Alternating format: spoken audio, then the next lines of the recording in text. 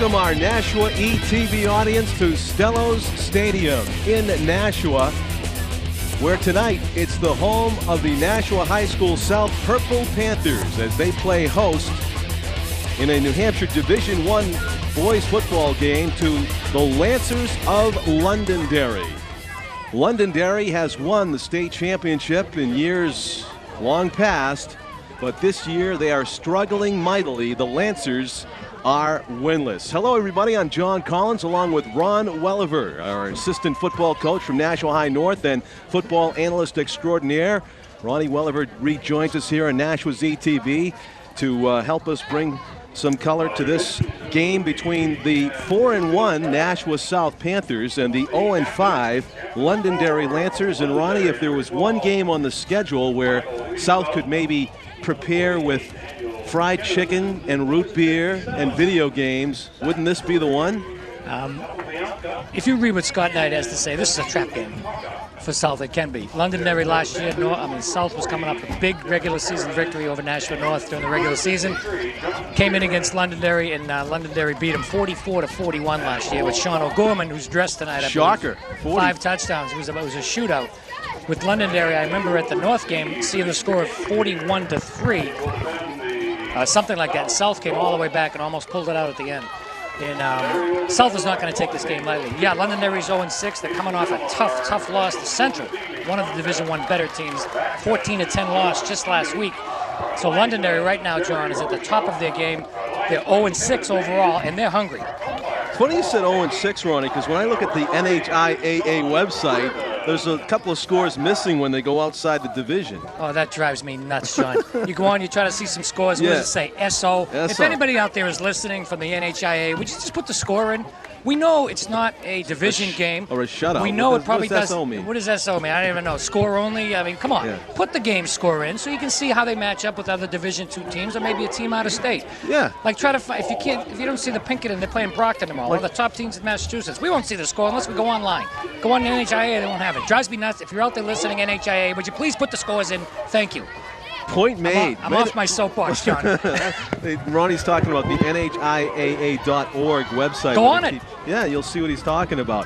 Londonderry's going to kick off, Ronnie. South is going to start on offense, and I don't care who South is playing. I love to watch Armand McCray play football. He is the lead running back for Nashua High South. He wears number 2, and usually the phrase is, look out, number 2 is coming through. Armand McCray can run for big yards on offense, and you'll be seeing him in number 2 in a purple uniform. As they kick off on the ground, Dylan Cole hits a ground ball, and it's picked up quickly by Ray Ramos, and he is tackled near midfield, so it's a good short hands play by Ramos. And I don't know if that was a design kick. Oh, absolutely. You got Armand McCray back deep, as you mentioned, but you can't forget about Derek Paradise.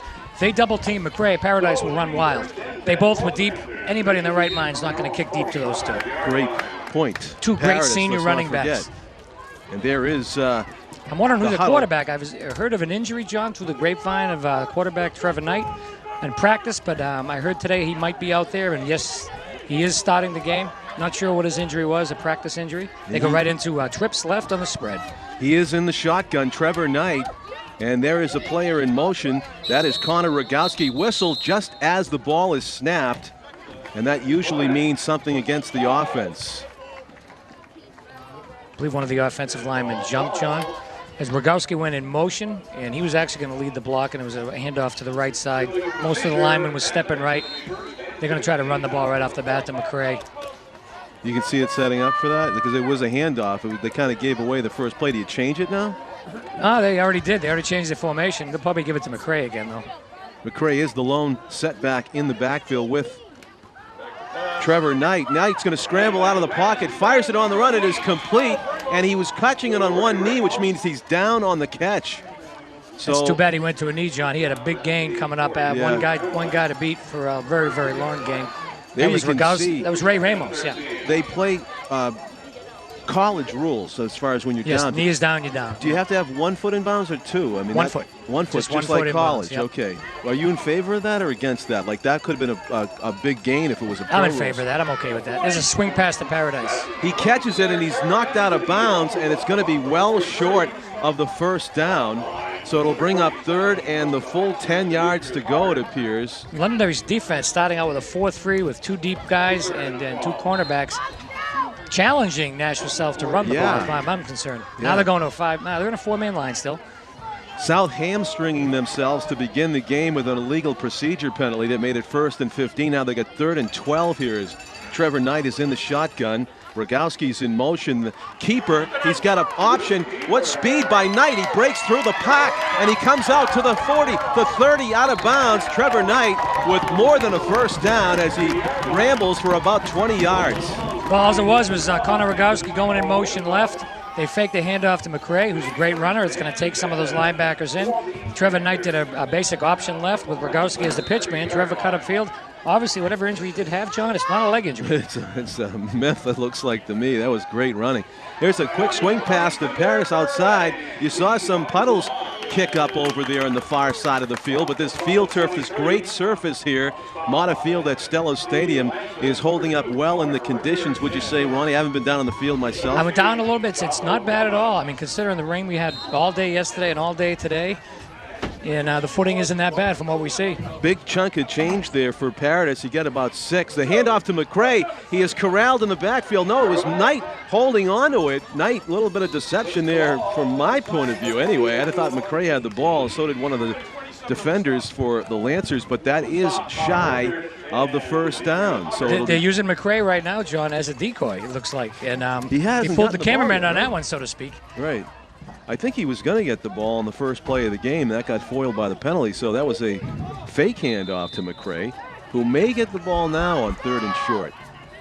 He does. It's McRae. He breaks it outside. He gets swallowed up by 2 Londonderry Lancer defenders, numbers 57 and 34 on the tackle. That was Zach Capobianco and Troy Ward Jr. Big defensive play. Well, I think they might be keying McRae on this first drive, as you can see what's happening out there. That was 1st and 10. I thought it was 3rd and short. It was 1st and 10, so it's going to be 2nd and 10. No gain on the play, and McRae's first carry. Oh, we'll see plenty of him, John, I'm sure. You think he'll up his yards per carry before the game is over? I think he might.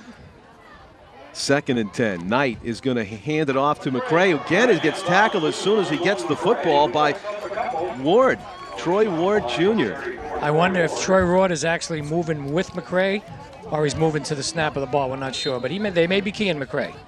Look for Paradise to have a big day if they stop McRae all day. Anybody that's seen film of Nashua South would want to key on McRae, I would think. Here comes the 3rd and 8 play.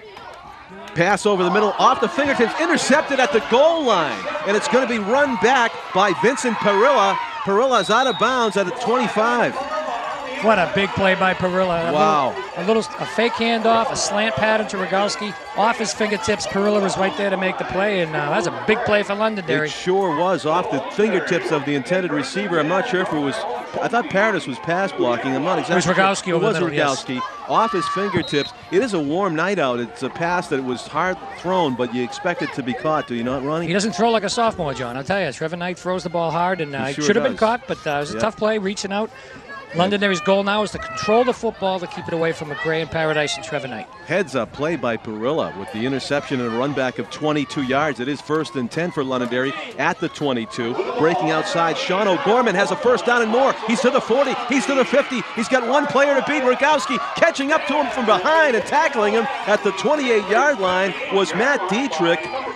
A touchdown saving tackle by Dietrich, but how about O'Gorman getting loose down the right sideline? Well, unfortunately for South, O'Gorman I don't think was on the roster the first few games out with an injury. I didn't confirm that, but he wasn't on the roster. This may be his 1st or 2nd game back. That's the same Sean O'Gorman, I believe, that scored 5 touchdowns against South last year. And he makes that backfield better. He's dangerous. They have a single wing that's called backfield with misdirections going every way. All the gaps have to be filled by Dal Neville's defense. A surge of adrenaline for the Londonderry Lancers and their fans. 1st and 10 deep in Nashua territory all of a sudden. And a big chunk of change for Adam Alex. Diving through the right side of the line on 1st down. He moves the yardstick about 5 yards. Call it or 2nd and 6 maybe. Ronnie, for anybody that just tuned in, this is a big turn of events. You had South, who have 4-1 coming into the game, driving for the first score of the game. Instead, it's an interception on the goal line, and in a blink of an eye, Londonderry is 75 yards down the field and threatening to score first. They're winless on the season. Direct standoff to the, I guess it was the Wildcat to Alex, and he didn't get as much that time. That's the single wing, John. You don't really know who the quarterback is. They hike it to any one of 3 people back there. You got Adam Alex, you got Sean O'Gorman, you got number 5, Vincent Perilla. And you never know who's going to get the ball. They're going to be faking, and you're going to be calling some plays the wrong way because you don't know where the ball is. Well, I won't call as many wrong plays because Tim O'Neill, our cameraman, has our... Here comes Dylan Cole. As you can see, he's got the zoomed in on the action here so we don't miss a thing. Tim O'Neill, I'm John Collins, and Ron Welliver with me here in the booth. Hit. Ball pops loose like a Pop-Tart, and it's caught in the air by the Souths.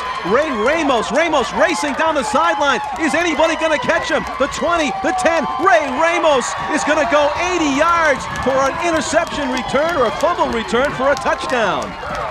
I tell you, it was a misdirection play. Everybody pulled left, went left. They handed back to O'Gorman, who was all alone. Someone knocked the ball out. Down goes Ramos. John, we got another shootout here, I think. We certainly do, or at least we have a back-and-forth tennis match just about. Amazing turn of events. Londonderry intercepts the ball at the goal line. They go all the way down to deep in Nashua territory, and on a fumble that pops up in the air, Ramos catches it, and it's Ramos to the races down the left sideline. He's got some speed, John, too. He can run. He outran the field.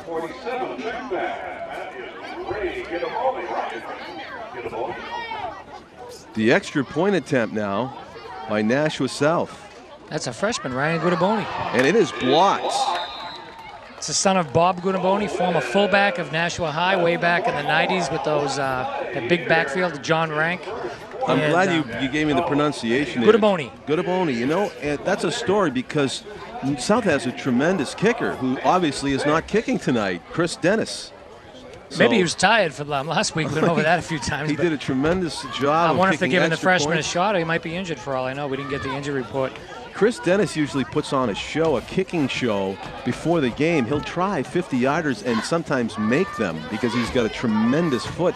But obviously he must be ailing because, as Ronnie said, you got the freshman, Ryan Gudaboni, doing the kicking. And Scott Knight is not taking this Londonderry team lightly, so if he was healthy, I'm sure he'd be in there. Absolutely. So it's 6-0. Gudaboni will be doing the kickoff. That's another weapon that you talked about last week when South dominated. They had a lot of touchbacks. Dennis was just kicking them to the back. I think one return, and that was when Mark Levine was tiptoeing the goal line trying to catch it over. You don't allow him in high school to catch the ball. Once the ball's in the end zone, it's a dead ball back to the 20. So Londonderry's deep backs are at the 5-yard line, and they are Vincent Perilla and Jonathan Young awaiting the kick by Gudaboni. It's pretty good. It's deep. It's down to the 3-yard line, and that is Perilla picking his spot as he goes into the pile and gets swallowed up in purple. It'll be 1st and 10 for the Lancers at about the 25-yard line. You got to love Londonderry's old school kickoff return. They just all bunch up in the middle, and Perilla's actually jogging to get behind that wedge. Yeah. And he just put his head down, and it's a cloud of dust after that if there's dirt out there. It's an old school return, but he breaks it. He's gone if he gets through that hole. 1st and 10 for the Lancers at their own 25. Their drive for a touchdown, which was highlighted by a Sean O'Gorman 30-yard or 40-yard run, was interrupted rudely by a fumble return for a touchdown by Ray Ramos.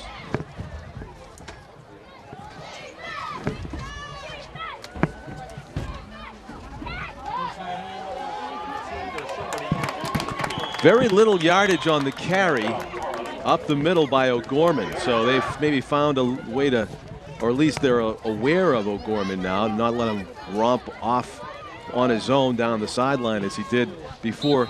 Good news on Chris Dennis. He is not injured, we just found out. Good. He's not in the game tonight, but he's fine. And you can deduce the rest. John Collins with Ron Welliver on Nashua's ETV. Tim O'Neill, our cameraman. It is a rather sultry Friday night for a late October game, or a mid-October game, I should say. Quick hit pass is complete to the right side. Vincent Perilla, who can do it all, run back kicks, catch passes, and run the ball. Looks like Dylan Cole might be their natural quarterback, John. Might be a measurement here, Ronnie. It's very close to the 1st down marker. And the good thing for the officials in tonight's game is that the marker's right near where the ball was marked, so they don't have to trot the chains across the field. It's going to be 2 inches short. Missed it by that much. With their single wing offense, John, 2 inches anywhere in the field, they'll go for 4th down. Who we got doing our, who's in the zebra stripes tonight? Referee tonight, John, is John Reardon. Umpires, Paul Hickey. Linesman, Kevin Mays. Line judge is Jerry Robichaux, and the back judge is John Egan. Good guys. Do you know who's which is which? Like, what's that guy? Is he the side judge that's got the chain in the hand? Is he line judge. Line judge. That is Jerry Robichaux. That makes sense. He's right on the line. Makes sense. Of course, the referee always wears the white hat. Yes. He's behind the offense. Although, back judge is John Egan, many football coaches, that doesn't always make him the good guy when he wears the white hat. If you've been on the sideline with Jason Roby, you'd know what you're talking about. Really? No. We all change our personalities on the sideline, believe me. Yes. You just get so into it. Nashua came into the game right there, as you see, 4-1 on the back of the jersey of Matthew Dietrich, who made a touchdown-saving tackle in this game, Ron. I don't want to forget that. That could have been a Sean O'Gorman go the distance. Instead, it turned into a fumble return for a touchdown. Angled it nice down the sideline and picked him off. Right. And Londonderry comes into the game 0-5, but Ronnie made a great point last year. It was a trap game, and Londonderry actually defeated he defeated South 44-41. Knocked them out of second place. Yeah. Nashua High South has aspirations to win the championship, but this year there's a juggernaut called the Pinkerton Astros that everybody's worried about offensively and defensively. Nobody seems to have solved them at all. But if South gave them a good game at halftime, but then after that they wore down for that running game. There is that single wing, or the Wildcat as we call it in the pros, I guess. And not too much there for O'Gorman that time. The snap went directly to him. We haven't seen too much of the Londonderry quarterback handling the ball tonight, Ronnie, really. I mean, he's had that one quick hit pass to Perilla. You won't see many passes out of this offense. It's a controlled ball offense, and that's their goal. Keep the ball for 4 or 5 minutes at a whack away from Nashua's offense so they can't get clicking. Once McRae and Paradise get clicking, you know what can happen. That's right. Nice block the last play, John, and Tyler Valou coming out to the right side and making room for him. Londonderry does have a couple of receivers split wide left and right. They go to the one on the right. He's wide open to Perilla, and he's got the first down as he falls across the midfield stripe. Maybe too much of a cushion there by Nashua South. Londonderry's going to take advantage of it until they move up, and then it could be the hitch and go from there, John. You never know. So the Lancers moving the ball. The only score of the game directly off a turnover, a Ray Ramos jaunt after he caught a fumble in midair and ran the distance from deep in his own end. 6-0. The extra point attempt was blocked exactly at midfield. The snap is up the middle, and O'Gorman dives through the line on 1st and 10 and picks up about 3. So very conservative offense here. When you talked about ball control and running it a lot to keep it away from Nashua offense, you reminded me there's a lot of talk, of course, this week about the Patriots against Dallas. Dallas has an defensive coordinator, Rob Ryan, Rex Ryan's brother. Rob last beat the Patriots while he was the defense coordinator for Cleveland. That's exactly what he did. He ran that big guy, Peyton Hillis. And he looked like looked like Brown the way he ran. Well, there's a Pinkerton running back that's the equivalent of Peyton Hillis these days. Davies, exactly. So same build, same height, same speed. At this level, he certainly is. Quick hit over the middle, and it is nearly picked off. What a spectacular dive attempt there as he actually looked like the old slip and slide there as Derek Paradis hit the ground and deflected pass. Unusual for Londonderry, coming out, throwing in, running a little bit, mixing it up. Dylan Cole appeared to hit his receiver on the hand, but he was blanketed in coverage there just beyond where the linebackers area is. It'll bring up 3rd and about 5 at the 45-yard line. Beautiful lighting here at Stellos Stadium. You can see in perfect detail what's going on down on the turf. Almost a misdirection play. O'Gorman wills his way inside the 40. Adam Alex actually. And they get a first down run. I didn't think he was going to come out of that pile, but nice misdirection. The right tackle, Cody Gilmain, and the right guard cross-blocked, making a little bit of a hole. They're doing their blocking. Meanwhile, the backs are all faking to the left side, and O'Gorman went back to the right. I'm surprised you caught that, John. You were right on Johnny on the spot with who had the ball. The rest of them hide their hands. They run off to the right. This Jerry Holland going out in the field to tend to the injured player. Is that number 64, John? Is that Brandon Dubray? It certainly is, and he doesn't look like he's going to be able to continue, at least for now. Looks like a left ankle sprain, maybe something small, hopefully. Yep. Brandon's no slouch either, John. He's big defensive lineman.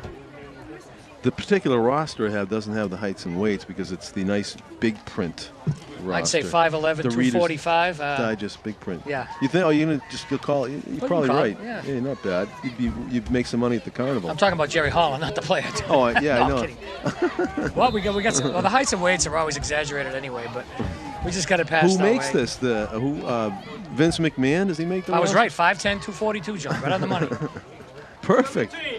I should take that and cover up the heights and weights and quiz you as we go along. This Sean and Gorman, direct snap to Gorman for another 9 yards, John. There's a power right, unbalanced line right. They had a guard, tackle, and end out there. They unbalance a lot and run, sometimes counter back the other way, or sometimes it's straight power. Here we come. You know, I think I will do that. I want you to guess the number 1 down there, Sean DeCoste. What's his height and weight? Number 1, I would say 5'11", 160. 5'9", 148. Not bad, though. Well, we have a contest here. Just trying to. Here we are, unbalanced right again. 1 guard to the left, John. And he's going to hold on to it. He's got a big gain before he gets hit well beyond the line of scrimmage and well beyond the first down marker. They move the chains to the Lancers, trailing 6-0 and threatening to tie things up and or go ahead here. It's the old Vince Lombardi, student body right, unbalanced right. They had 1 lineman to the left, a guard, 2 tackles, and an end to the right. Here we come, stop us. 8 minutes into the game, there's a timeout down on the field. We played 12-minute quarters in New Hampshire high school football. We have 4:12 remaining on the clock here in the first quarter. John Collins with Ron Welliver, Tim O'Neill on camera zooming in there on the Nashua Purple Panthers huddle. Analysis so far, Ronnie, Nashua's got an edge in play, obviously on the scoreboard, a little bit of an edge in play, but Londonderry's shown some life. They are. I mean, if you look at who they played together, I mean, the South just destroyed North last week, 47-0. And Londonderry lost to North, John, a few weeks ago. They did. They lost 36-20. Of course, Londonderry did not have O'Gorman on that night. I'll tell you who else they played tough was Concord. They only lost to them 12-6. I have it as Concord and Central, 14-10. Central's got 1 loss in Division I, so Londonderry's no slouch.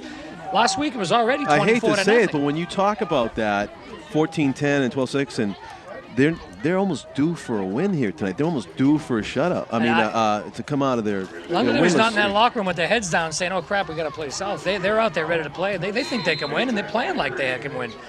They've already got well over 150 yards in offense. And I think you mentioned that this might be O'Gorman's first game in a while. Into the pile go the Lancers, and good. Troy Ward, direct snap to Troy Ward. Now, Two-way they have what player. They call a sniffer. One back is directly behind the guard. The other 2 backs are offset behind him. Sometimes they snap it to the run behind the guard. We call him the sniffer. Sometimes they snap it to the back. If you're a defensive guy, and what Al Neville's probably concentrating on is follow the guards and follow the sniffer. If the sniffer doesn't have the ball. Couldn't you come up with a more complimentary name for that position than sniffer? The poor guy that gets that assignment. So they are in that single wing, 4 backs, direct snap to O'Gorman again. O'Gorman has a block. He is tackled, wrapped up by Andrew DeCarteret. Now, what an amazing thing about Andrew is that DeCarteret, did we pronounce that right? I hope we did. He's a starting linebacker for Al Neville. He's a freshman. That's unheard of in Al Neville's defense. Andrew DeCarteret. You got an awestruck expression from me.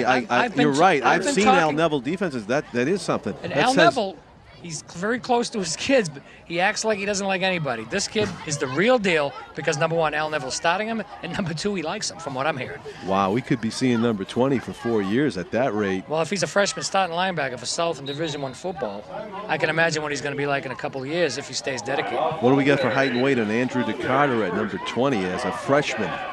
I'd say he's about... Oh, you're going to guess again, huh? I'm going to guess. Yeah, we might as well. We got a timeout. You got plenty of time. Andrew DeCarteret wears number 20. Can't see him He's right not now. that tall yet. I would say 5'7", 170. Very good. You know, with the pads on, you're exactly right. He's 5'6", 165, but with the shoes and the helmet and the pads, bingo, John. right on the money, man. You should have been a police officer, you know. You could have. Yeah, I could have had all the fill those descriptions. What did I do for 31 years? Oh yeah. Oh, that's right. Yeah, but I do what other. Instead of cleaning up the streets now I clean up lawns, John. You know, I did announcing on a celebrity versus police softball game up in Merrimack, and the second baseman made such a bad play. I announced on the PA, that was such a bad play, he's going to be required to fill out a report after this game is over. What happened on that play? The police officers actually laughed. They actually liked that one. I'm sure you don't miss those reports. So here we go. We have Not to get off the subject, John. Playback resumes. 2:51 to go in the first quarter. Sean O'Gorman is stuffed. Nashua High South with their backs to the end zone, just about. Don't want to relinquish that 6-0 lead. That was a direct snap to O'Gorman. Ran right up the center, Cam Jenkins's butt, and got about a yard or two. Now it's 4th and 1 for Londonderry on the 15-yard line of South, and they're eating up clock, John. They are, but you know, you hear that old expression, spread the field, and Londonderry has not done that. They have their mostly power to the right. We haven't seen many misdirection traps or counters coming back to the left yet.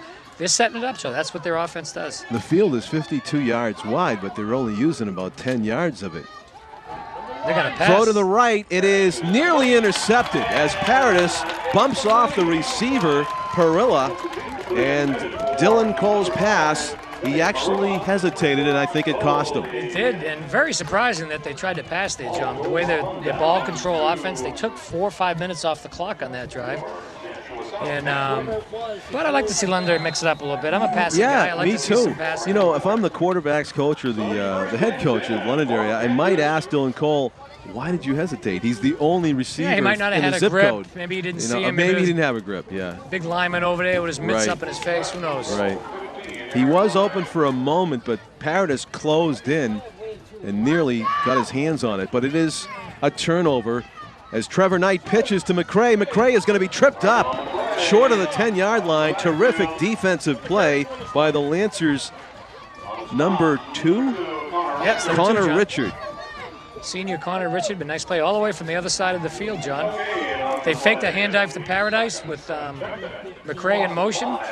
And right now they've solved McCray for the time being, but all it takes is one play for that big guy to break it. It sure does. He has been hit 2 or 3 times now in the backfield, not allowed to generate anything as a way of forward steam. Good pass and a hard hit, driving the receiver to the turf. That was complete to number 30. Stephen Choate. Choate held on to the football. Another hard tackle by Connor Richard. He really, I thought it was going to be a big gain for a minute, did John. He stopped him dead in his tracks for a 10-yard gain. Now it's 3rd and 5. 3rd and 5 with a minute to go in the first quarter.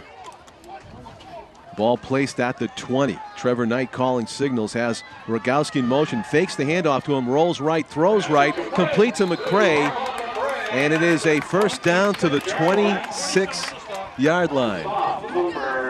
Well-designed play. Well-designed play. Two receivers going out. McCray stopped his route about 10 yards downfield, made a sharp cut to the outside, and Knight had the ball there. Good timing play. 1st and 10 for South. 2 running backs accompanying Knight in the backfield. He gives it to Paradis, who is hit and falls forward for a nice gain on first down. 40 seconds left to go in the first quarter. 6-0. Nashua South is leading and driving here. Tackle made by number 12, Michael Wiedenfeld from Londonderry, another senior. Senior loaded team, John, it looks like. We had a wild start to this game. South drove all the way down to the Londonderry goal line. It was intercepted at the goal line by Vincent Perilla. Flag flies, complete pass to McCray, and McCray nifty running to get to the 40, but I believe this is going to come back. Not sure what the call is yet, John. Nice little swing pass to McCray, and he broke a couple of tackles. So after the interception early in the first quarter at their own goal line, the Londonderry Lancers brought the ball all the way down to about the Nashua 25, where a fumble, actually there was a big run in there by O'Gorman, I should say. He nearly broke and went the distance, but he was caught from behind. Ray Ramos caught him, and then he... by Dietrich. Oh, Dietrich. Matthew Dietrich. And then Ramos intercepted a fumble in midair. It popped up in the air, and he ran it about 80 yards for a touchdown. That is our only score of the game. Unbelievable. Wild start to the game. And that's how we have stayed here into the waning seconds of the first quarter. 6-0, Nashua South leads at the extra point attempt was blocked. Did you ever look at the South sideline, John? They got a square, they got a 2, they got an A. On the other side is a B, a 1, and a red symbol, circles. And do you ever wonder what that's for? Yes. Nobody's figured it out yet exactly what it means, but it has something to do with who's calling the play and the play calling down there. Well, if I sent it to the Bill Belichick lab, I bet sure I could get it. That's the end of the first quarter. As you can see, our cameraman Tim O'Neill zooming in on the scoreboard next to Mata Field at Stellos Stadium. 6-0. South is in the lead, and that is a partial victory for the winless Lancers coming in here. They have played very tough to begin the game. They're playing confident right now, John. They know a couple of good drives. They stopped at the 10-yard line last time out. They're getting confident. They know, wow, we're in this game after the first quarter. If they're in the game at halftime, look for them to come flying out here second half. 2 red zone miscues, really, for Londonderry. It's all that stands between them and a tie game at least. They had that fumble that Ramos ran all the way back, and then they had a chance to complete a short pass there and get a first down, but it was a hiccup by Dylan Cole. He had the open receiver, Perilla. He hesitated. Paradis closed in, broke up the pass, and so on fourth down, Londonderry had to turn it over on downs. With the end of the first quarter, they marked the ball, same point on the field, except facing in the opposite direction. Nashua South will have it. Now I get to look out the window, John, where it's clearer. Yeah, it's a little foggy in the windows up here because of the humidity tonight. Unusually muggy Friday evening for mid-October. A lot of hot air flowing around too, John. Might have something to do with it. 2nd and 7. Trevor Knight calling signals, has McCray in motion. He's going to hand it off to Paradis up the middle. Big hole, and he gets to about the 35-yard line, close to a first down. Nice little misdirection. McCray coming back this way, motion to the left, and then Paradise coming back on a counter right. And Nashua's found some weaknesses there in that defensive line. 1 yard short of the first down. Big gaping hole. Paradis is past midfield. And he goes for a splish-splash ride at the end. It's a first down and much more for Derek Paradis. It's going to be 1st and 10 for the Panthers at the 49 of Londonderry. They're going with the no huddle. Well, they've been no huddle pretty much the whole time. The plays are called in and everybody looks at their wristbands, but Londonderry stopping McCray, as we mentioned. Guess who's making all the big plays? Right now it's Derek Paradise. Paradise, right. They're keen on McCray, and Paradise has been untouched through the line a couple times, but not that time. That was Nashua's Michael. Got a great center too, John. South, John Byron, senior. Number 5 in his class, John, looking at some Ivy League schools. Wow. First team All-State defensive end and center. Lord Byron would be proud. I think he was wasn't he an author, Bob? Rollout by Knight toward the sideline, throws on the run. Wide open off the fingertips of Connor Leary, who was trying to tightrope the sideline. The ball was a little bit too far out of bounds. Connor Leary, who's 20 yards behind the defense, and Knight got in a little bit of trouble, rolled right, and just overthrew him. Connor Leary was on a Navy SEALs mission behind the enemy lines, and they didn't even see him. He was looking 6 all the way. He's. I don't know how he got down there all alone, but he was by himself. Trevor Knight is banging his helmet. He's disgusted with himself that he missed that one. That was like Rosie Ruiz Wright, you know, the old marathon runner that slipped in near the end. Slipped in took the tee. I mean, was he really on the line of scrimmage at the beginning of that play? Do you see how open he was deep? And they just threw it out of bounds. I remember those old trick plays, the muddle hole, they called it. The player would run off and then he'd stand on the sideline. We can't do that anymore. You have to be inside the numbers. There's yellow on the field, by the way. Even if that was complete. Let's see. Ineligible receiver now. Ineligible because he probably wasn't at the line of scrimmage when that place. No, he was. I'm sure he was. Yeah, he was. He's on the right sideline. There he is. 3rd and 8, John. 6-0. Nashua South trying to add to it, but they got 3rd and 8 here. 3rd and long. Knight with a 4-step drop's going to run right. He's got pressure. He's trying to make it to the corner. He is wrapped up and pulled down. Great play from behind by Michael Weidenfeld. His 2nd nice defensive play during this offensive series by South, and that is going to be short of the first down by 2 yards, yard and a half. I'll tell you, Trevor Knight gets out there. He's got some speed once he gets outside that edge. Key play, 4th and 1, and he's hit near the first down marker, but I think he fell forward and got it. Paradise.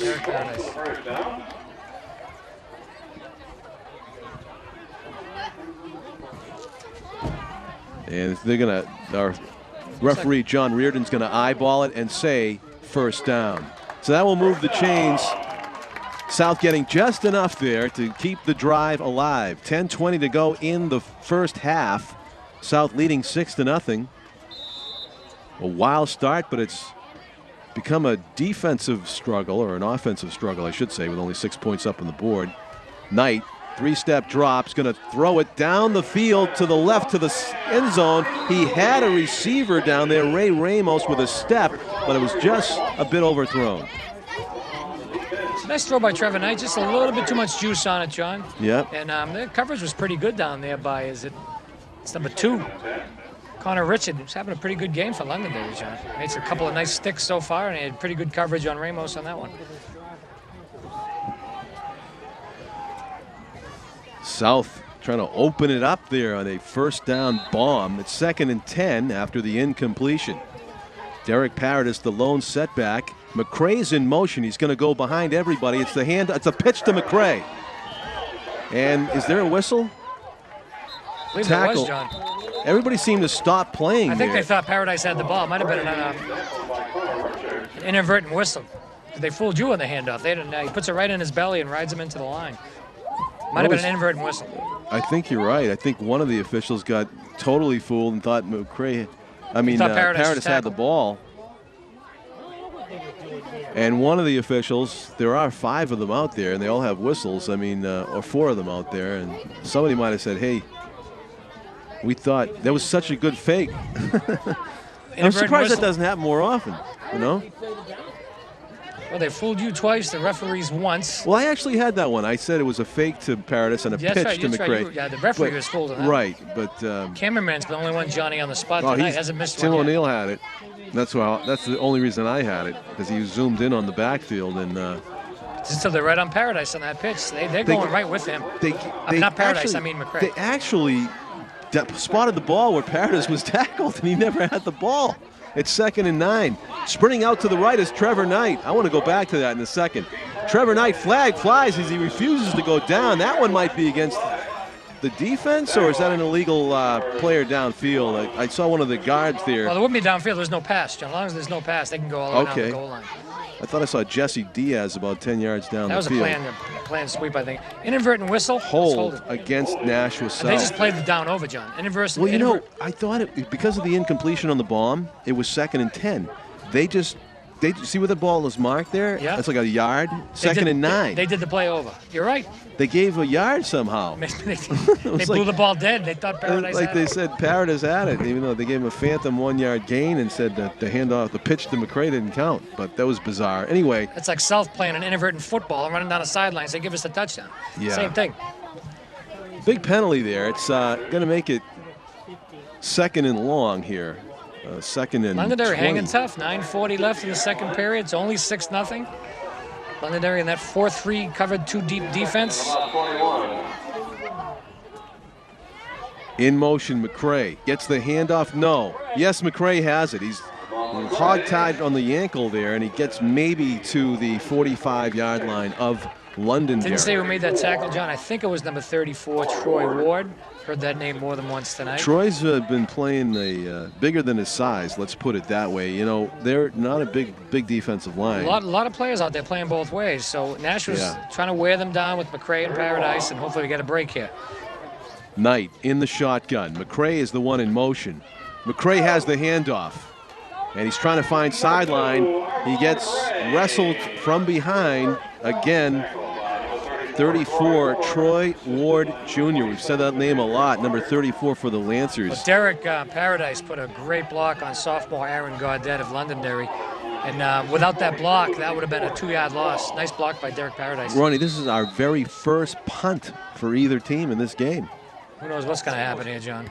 Ramos is doing the punting, and he boots it inside the 15. It bounces. Nashua's going to down it at the 4-yard line. They could have downed it all the way down to the goal line. I don't think, who was it, number 24, 24. Did he think he was on the goal line even though he was on the 5? Josh Castro, no, I didn't think he didn't want to take a chance of it going any further and getting in the end zone. I'm down to South will take that.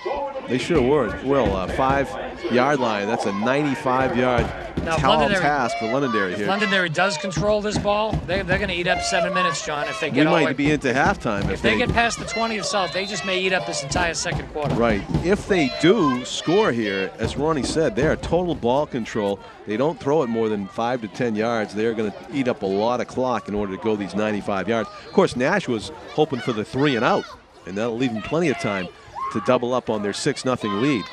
Taking tremendous hits as he tries to make his way past the line. O'Gorman, no hole there for Sean O'Gorman. That play was successful earlier in the game, John. Just the power right. Here we come, stop us. And South looks like Al Neville made some adjustments over there, and they're going to make Londonderry try something else. Nashua South coming into the game at 4-1. Londonderry winless at 0-5. And Londonderry with a chance to score first in this game, fumbled it mid-air, returned for a touchdown on the recovery by Ramos. Went about 80-yard jaunt down the sideline. Quick pass is intercepted, and it's dropped by Sean DeCoste. It is not intercepted. Very, very surprising. Londonderry would pull that. The only reason I knew he'd dropped it is because he stopped running. The goal line was yawing at him right there. I mean, just. It was an easy 6, but it looked like it hit him in the chest. Very unlike Londonderry, John. I'd love to see the you never know what they're going to come up with, but that was a very dangerous play. Totally. I mean, that was thrown to the long side of the field. And it was a slant pattern, so he threw it up his back foot, so the ball didn't have the zip. The receiver didn't slant. He went the other way. And there were way more purple jerseys over there than receiver. For Londonderry's lucky it's not 12-0, John. So much for eating up 9 minutes of the clock. Yeah. 3rd and 10 from their own 5. There's a direct snap to O'Gorman. O'Gorman does manage to get past the 10, but it's going to be 4th down and a punting situation from deep in their own end for the Lancers. He came close to breaking that, John. A direct snap to Gorman. Yeah, he was very close. Dylan Cole faked like he was throwing, just like Trevor Knight did earlier. And it froze those linebackers just a second so O'Gorman can get out there and get a 7 or 8 yard gain. This is not a punting formation. No, they pooch punt. They get in this formation and they roll out to the right, or they back up at the last minute, check out the defense. Yeah. And that is Dylan Cole, the quarterback, was able to get it downfield pretty decent. It bounced beyond the midfield line, so he gets it actually to the 47-yard line. Why they do that, John, is they move up to keep that deep safety, Derek Paradise, up a little bit just in case they do fake the punt, even though he probably won't. Yeah. The last second he backs up and then he punts it over their head. It's a little strategic punt by Londonderry. Tell you what, it worked out good for them. If Dylan Cole had bounced that with a little more green, he could have went down the sideline quite a ways. As it is, it did go down the sideline, but it was already out of bounds. 1st and 10 for the Panthers. Plenty of time. Lots of time. 7 minutes even to go in the first half, second quarter. Paradis is in motion. The handoff is to McCray. He's got a hole. He tries to break it outside. He pinballs past the first down marker and more as Perilla tries to strip him of the ball, but nothing doing. Armin McCray with his biggest gain of the game. There's an old saying, John, you really can't stop Armin McCray. Good running backs like that, you hope to contain him. They have contained him so far, but it's just a matter of time before he breaks one. The Londonderry defense, they're all playing both ways. A lot of them are playing both ways, I should say. They're going to start wearing down a little bit, and McCray's speed usually takes care of that. Yeah, they've been trying to expending so much energy to contain him, and McCray is basically well rested at this point. Up the middle, Armin goes. Nice moves. Armin McCray is gone. On cue. Touchdown, Nashua South. 12-0. He's making me look like a genius, John, there. That was a tired Londonderry defense right there, John. He made one break, off to the races, and he's gone. That was a man among boys run again for Armin McCray. Londonderry tried their best to hold South down. That last series was huge, John. Last series was huge. It was. They needed a big drive. They didn't get it. Londonderry's drive stalled, 3 or 4 yards shy of a first down. The O'Gorman run. The defense made the stop. The punt was pretty good, but Armin McCray eats up the yards. And now trying to make it a 13-0 game is Ryan Goodaboni, the freshman, and it is no good. It might have been deflected to the left. Never made it near the uprights, so it is 12-0. Scorekeeper's got 15-0 out there. I don't know what they, maybe the 2 doesn't work. They got to figure, there you go, they fixed it. Cameraman right on Johnny on the spot once again when they fixed it to 12-0. It was just, it was a backwards 2. the 5. Yeah, it might be a re-kick, John. I'm not sure there's a penalty flag down there. Oh, let's see. Maybe that player for Londonderry that came around the end and appeared to get a hand on the ball, maybe they were cheating a little bit. Let's see. Yeah, it's on Londonderry, so I think Nashua's first offense is coming out. They're going to go for 2. 1 yard to go. I wonder who it's going to, John. Empty backfield. You probably see one of them, either Paradise or McCray, in motion. Or Trevor Knight's just going to run it himself. Trevor Knight's going to pass it, and it is complete. Stephen Choate. There were 2 receivers over there and only 1 defender, and Choate was the open receiver, and a good read by Trevor Knight and a nice pass. It is a 14-0 Nashua South lead. They went empty backfield with 3 receivers on each side. Actually 3 on one, 2 on the other, and I think that everybody did pretty much a curl pattern or a hitch, and it was up to Trevor Knight to read the green, as they call it. He read the defense. They didn't adjust to the trips. Boom, he Choate in the back in the end zone. Nice read by Trevor. So that quickly solves the problem of the missed extra points, and we have a 14-0 South lead. It'll be Ryan Goodaboni doing the kicking off here. And McCray's over here with 2 guys on him. So, you know, they're using other people, opening up to Choate that time, and it was uncovered. Nice catch, too. It was a high throw, made a nice catch.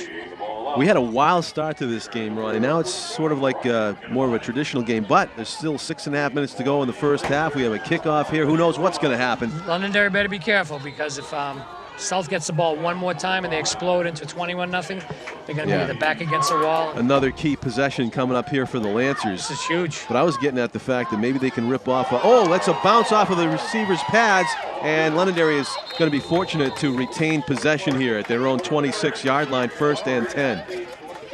That was a gamble you take as a return man. You try to catch it on the fly, and it didn't work. Adam Alex tried to catch it on the fly, and maybe lights or something as the ball was coming down. It was a high, short kick, and looked like it hit him in the knee and just bounced right to it. They're very lucky they have the ball right now, John. So Londonderry dogs who dodged the bullet. Let's see if they can make a little bit of a drive here and make it a game by halftime. Well, they have shown a willingness to throw the football. They almost threw a pick 6, however, and they've done a lot of running plays up the middle. A conservative type of offense, a lot of direct snaps to ball carriers. Dylan Cole, number 1, is the quarterback. We've seen a lot of direct snaps to Sean O'Gorman. He's in the backfield with him. A long snap count. O'Gorman does get the direct snap, and he gets a pretty good gain on 1st down. Well, Londonderry, a little confusion there at first. Number 27, Demetrius Hoggard, came in there. Was supposed to be split out, went to the split, and Dylan Cole looked like he was going to pass, and O'Gorman had the ball all of a sudden. The freshman linebacker, Andrew DeCarteret, made the tackle. It'll be 2nd and 4 for the Panthers. For the Lancers. If he stays healthy, John, for 4 years, I wonder how many tackles he'll have. Another shotgun snap to somebody for the Lancers, and it's going to go right to the running back, and he hands it off to a fellow running back, Demetrius Hoggard. And he is not much of a gain there. Demetrius Hoggard is a name out of Harry Potter, I think, isn't it? Hoggard? I never watched one Harry Potter movie, John. I'm with you on that. I had a nephew over who wanted to watch it. I fell asleep in 10 minutes. I think the actual name is Haggard in the Harry Potters, but all the wizards and all. I just couldn't follow it. I'm like, I can't. What a name, Demetrius Hoggard. He's. I'm sure the royalty's not going to go down because we don't watch it. Right. Exactly. We weren't the target audience. I'm not. Up the middle, O'Gorman, nothing much there. And let me see if I can give credit to the right person who blew up the play at the bottom of the pile. Number 20 again? Guess who? 24. 24. Josh Castro, Jr. Josh Castro. He read the play, he got in underneath it and blew it up. Way to go, Castro. I like that. 5 minutes even to go in the first half. South leads 14-0. Nice read, Castro! Well, we got a Castro fan up here, John, if that came over the air. We do, and not the Cuban dictator one either. We are on the south side. That's right. Just above the South fans. There's not really many of them today, not as many as last week. Dylan Cole's going to heave it down the right sideline. He's got a man open and off the fingertips of Vincent Perilla, excuse me, down the right sideline. Had a step and had a chance. Nice pass by Dylan Cole, put it right on the money and just off the fingertips. That reminds me of Stickham, and that reminds me of Al Davis, but that's illegal now. Rest in peace. Stickham or Al Davis? Stickham. Yeah. His remember Fred Blitnikoff and Cliff Branch? They used to have it all. And Casper. Way back. Yeah, we're dating ourselves again, John. Oh, you do this every time we do a broadcast. Well, yeah. I do remember them very well. In other words, they had so much stick on them, they wouldn't even have to like use their hands. They just stick up a wristband and would stick to it like Velcro. Handoff, left side, a burst of speed, and he may be gone to the 40, the 30, down the sideline. Demetrius Hoggard makes a move, and he gets tackled. A touchdown-saving tackle by Patrick Goff, or else Demetrius Hoggard would have been gone for 6. Little misdirection again. Everybody thought Dylan Cole had the ball coming out this side. Hoggard just ran down, broke a tackle, off to the races. Nice play by Goff to save a touchdown. Wow. Here we go, John. 4 minutes, 27 seconds left. Londonderry's on the 4. This will be a big defensive stand for South if they can hold him. Hoggard takes it all the way down to the 4. First and goal for the Lancers. Too. I don't think we've seen him this is his first series. He looks like an underclassman.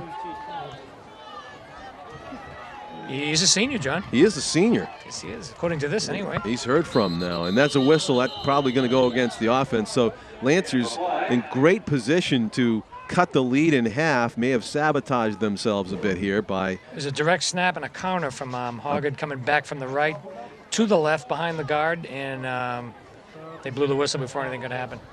Looks on like South. Oh, it's on South. Saw Brandon Dubray getting up slowly. Actually, he hasn't gotten up yet. This Brandon Dubray, who was injured earlier, a left ankle problem, is reluctant to put weight on that left leg at the moment. The trainer's going to come out. We have an injury timeout down in the field. Yeah, I think it's the same leg as earlier in the game, John, too. So actually, that was good news for the Lancers, who are trying to get back in this game. Instead of first and goal from the 4, they're at the 2-yard line now. And South will be hard-pressed to keep them out of the end zone with 4 shots at it. 4.5 minutes to go in the first half.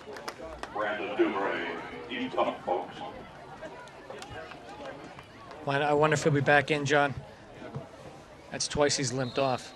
There's so much Billy Kloss can do with injuries. He's in the defensive line position where you don't have to be as agile as some positions. And my guess he may be back later in this game. Wide to the right goes Vincent Parilla. Way wide to the right. Up the middle goes O'Gorman, and he is...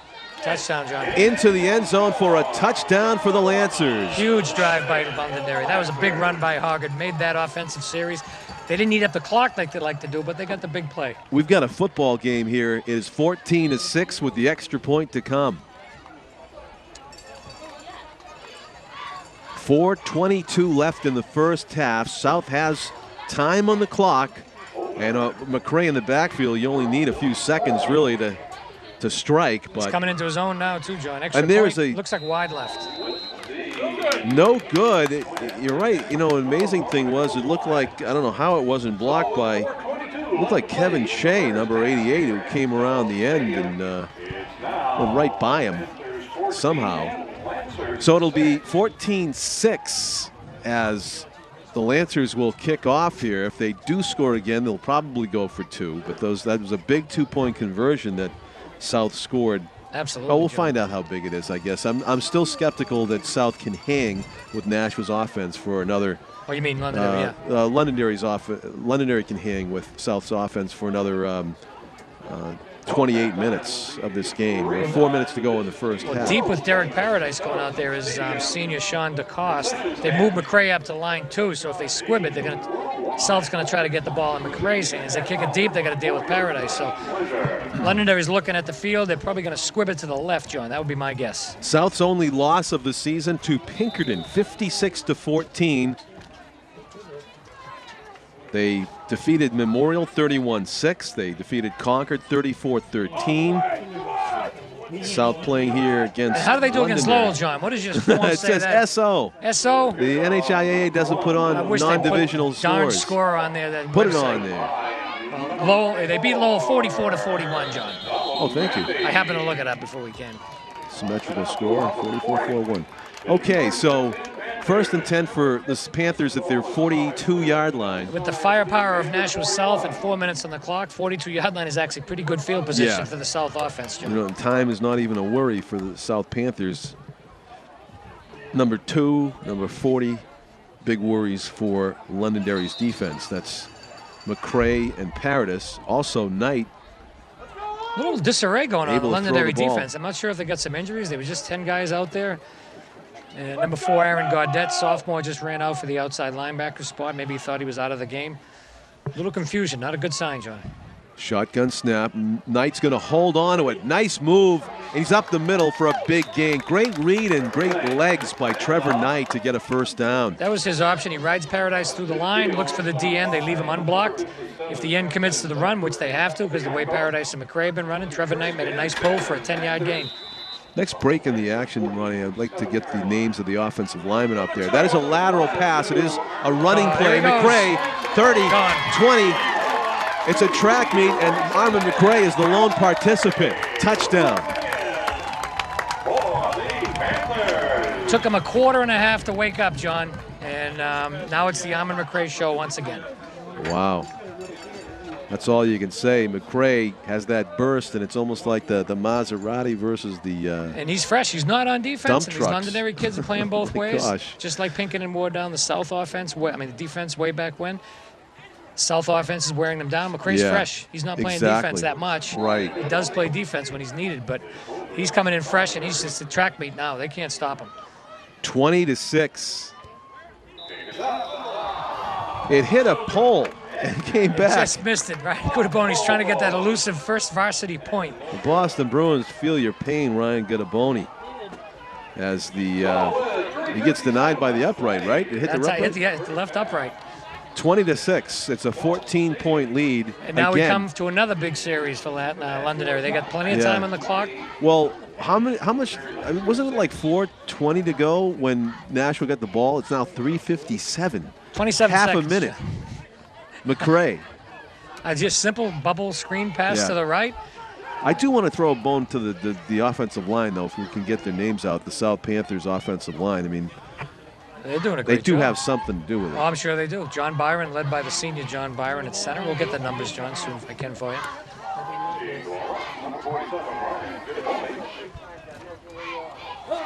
Guidaboni's going to do the kicking off. Yeah, you know, that's an important responsibility, the center in this offense. And the New England Patriots, too, you got to do those shotgun snaps and they don't go on every the center. single South time. doesn't go on the center whatsoever. Right. And every single time has to be right on the money. Right. So the leading passer in the game really is the center, and he's upside down. He's like throwing it through his own legs. And he's got to be sure-handed about it. Big hit. Number 18, Connor Rogowski, big hit on that return. It looked like he got some help from his teammate, 54, Dylan Flesh, as well. So nothing doing on the kick returns for Londonderry. It's been good special teams play by the Panthers as well. Just under 4 minutes to go in the first half. Londonderry is trailing 20-6. They have to be encouraged by scoring the last time they had the ball. It's funny, it really isn't a 26 game. It seems like it's much closer. 2 big plays to McCray. Other than that, it's a tie game. Londonderry would love to cut that lead in half before halftime. A quarterback keeper right up the middle. Not too much there. Actually, that was Vincent Perella. Perella got the carry. Direct snap to him, fake counter to the left, and he just ran right up the middle. Biggest thing on this defense with this offense is to stay home. Don't chase what you think the ball might be. You stay. If the run looks like it's going the other way, you stay where you are. Sounds like a coach. Sometimes they read the guard. Sometimes they read the sniffer back, the one that sits right behind the guard. He usually takes you to the play. Londonderry has a receiver split wide to the left. That's Perilla. Handoff is to Hoggart, and he is drilled. Reading the angle and making the hit was the 41, Dietrich. Matt Dietrich, yep. Dietrich. Same play. They went for the big gainer last time. Dietrich was sitting on it that time. So Dietrich blows it up, and it's going to be 3rd and 9. 1 yard loss on the play. 2:50 to go in the first half. In comes 14-6. linebacker Robert Mangialetto. In for number 73, Alex Ventresca. Sophomore. Looks like Nash was going with 3 linebackers. 20-6, I stand corrected, and it's a 14-point Panther lead.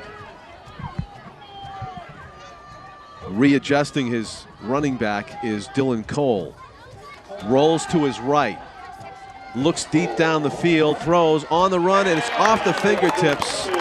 Intended for Troy Ward Jr. going both ways. Ward not able to hang on. Not a bad pass by Cole on the rollout. Ward was between 2 or 3 defenders. He put it right at the tip of his fingers, just couldn't come down with it. That'll bring up 4th and 9. And the unfortunate part, John, is South still has 2 minutes and 22 seconds of offense to... Right. Well, we've seen the pooch kick from Cole already. This may be another time where he'll try to get one down. And last time he kicked it a long way before it bounced out of the end zone immediately. And this time he might want to make it.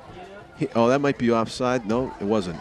Downfield it goes. It's actually going to bounce past the return man and down at the 25-yard line. Good pooch punt and good coverage by the Lancers.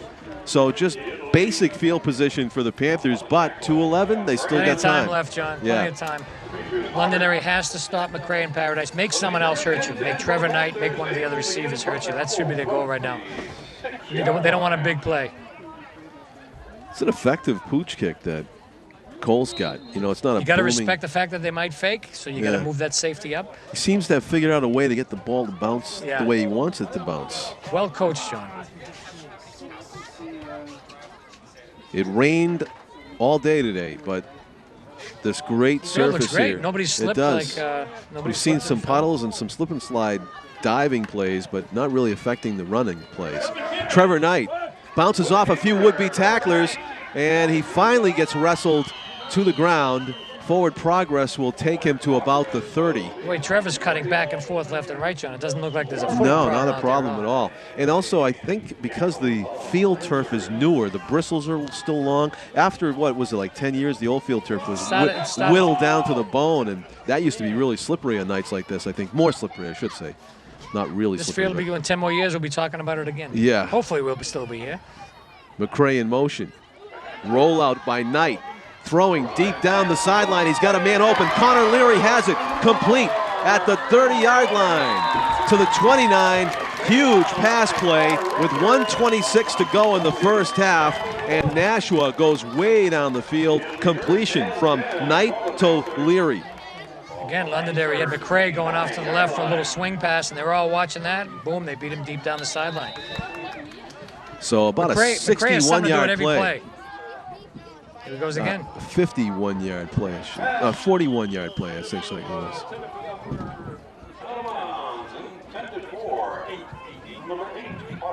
Connor Mon was the intended receiver. So 2 long pass plays attempted in a row. One completed, one almost completed. Still got 1:18 left in the half. 2nd and 10 now.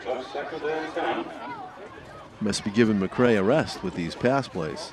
Well, I'm sure he's well rested now, John. Look for him to get the ball in the next 2 plays. Yeah, the key for Londonderry is they got to hit him somewhere around the line of scrimmage or in the backfield to stop him. Number 2 on your screen right there in motion, Armin McCray, gets the handoff.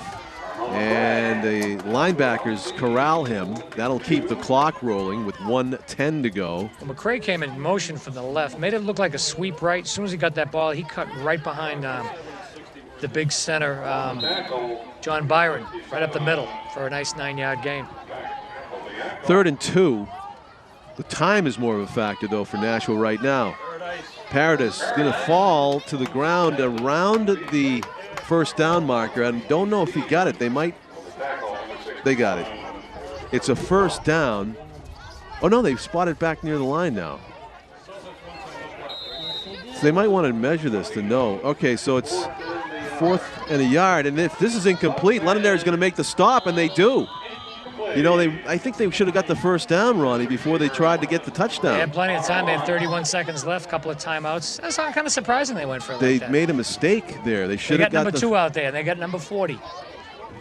They needed a couple inches to get the first down, and then they could have had, 4 free shots into the end zone. But they took the one shot with 31 seconds left. The incomplete pass makes it Londonderry's ball. So a bit of a clock mismanagement there by the Panthers in the rush to pay dirt. If I dare turn analyst for a second. I mean, that was a good concern. job, John. You did analyze well. 3 inches to go. He might as well get it. Londonderry is going to run the clock out. No question. I don't think they'll be throwing here, John. Not at all. We'll be happy going in with just a... Some scuffling after the whistle there. John Beeran did not like something that a Lancer player did. 10 seconds to go, and this is going to do it. There's going to be no more timeouts called, no more plays run. We are going to go to halftime with the score, Nashua High South 20 and Londonderry 6. John Collins with Ron Welliver, our cameraman Tim O'Neill, as you look at the scoreboard here at Mata Field at Stellos Stadium. We'll take a break for halftime and come back. This is still very much a football game. Only 2 touchdowns separating these 2 teams. Come back to Stellos Stadium for more New Hampshire Division I boys football action, everybody, right after this break. You know, some snacks are a lot of trouble. I wish it were easier. Snacks with edible wrappers would be a much better idea. What about fruits and vegetables? Just wash and eat. Blueberries, pears, and tomatoes. How fast and easy was that? Join me next time when we'll learn the secrets of making a salad. Welcome back to Stellos Stadium in Nashua, home tonight of the Nashua High South Panthers, who enjoy a 20-6 lead over the Londonderry Lancers. John Collins with Ron Welliver. Tim O'Neill is handling our camera tonight, and the big rain we had at halftime was well-timed, Ronnie. It's all, yeah, I believe it stopped. Yeah, it was almost like on cue. We ended play at the end of the second quarter. The teams left the field. We had a monsoon for about 2 minutes. Glad we're up in the booth, John. Yeah, and it went away. It's like we're like in the Vietnamese rainforest here tonight. Your boy Chris Dennis is back, John. It appears he took a half off, and Londonderry is back down to their goal line. Okay. Was the X Factor on tonight or something? No. Chris Dennis is back, and he is going to do the kickoff. Number 5 and number 40 at deep. See which one catches at the end. Back deep is Vincent Perilla and Jonathan Young. Dennis hits a line drive that's going to bounce into the end zone and out for a touchback, and that wasn't too shocking, John. That almost was to the left of the pylon, but it made it in to the end zone. That was a high velocity kick. So South better come up fired up, John, because Londonderry, they know they're in a football game. They know the score should be closer than 20-6. Well, it's a big drive. We talked about Londonderry being winless coming in at 0-5, but you pointed out something very important. Sean O'Gorman came back last week. Was his first game back from injury. They almost beat a tough Centrals team. Now he's back for this game, and he's made his presence felt a couple of times. Keep your eye on number 17 for the Lancers. Dylan Cole calling the signal. 17 gets it, and he is met. And he is met hard. John Beeran and also number 12, Ray Ramos, in on the stick. According to the statistician, the general, O'Gorman is 13 carries for 93 yards in the first half alone, John. Armand McRae, 9 carries, 64 yards, or maybe another 40. It depends if it was a lateral or a pass from Trevor Knight. I can tell it's a really strange weather night because as the night goes on, Ronnie took the jacket off here in the second half. That's usually the reverse is true, and it gets colder as the night goes on, but not tonight. Cole is rolling out. He's going to throw on the run. He is going to hit his receiver. A flag flies. We may have had contact before the ball arrived. I believe he was on the back of the receiver, 41, David Marks. Looks like David Marks out there. Was intended for Troy Ward Jr. The flag is going to be against Nashua, and that should be an automatic first down for the Lancers.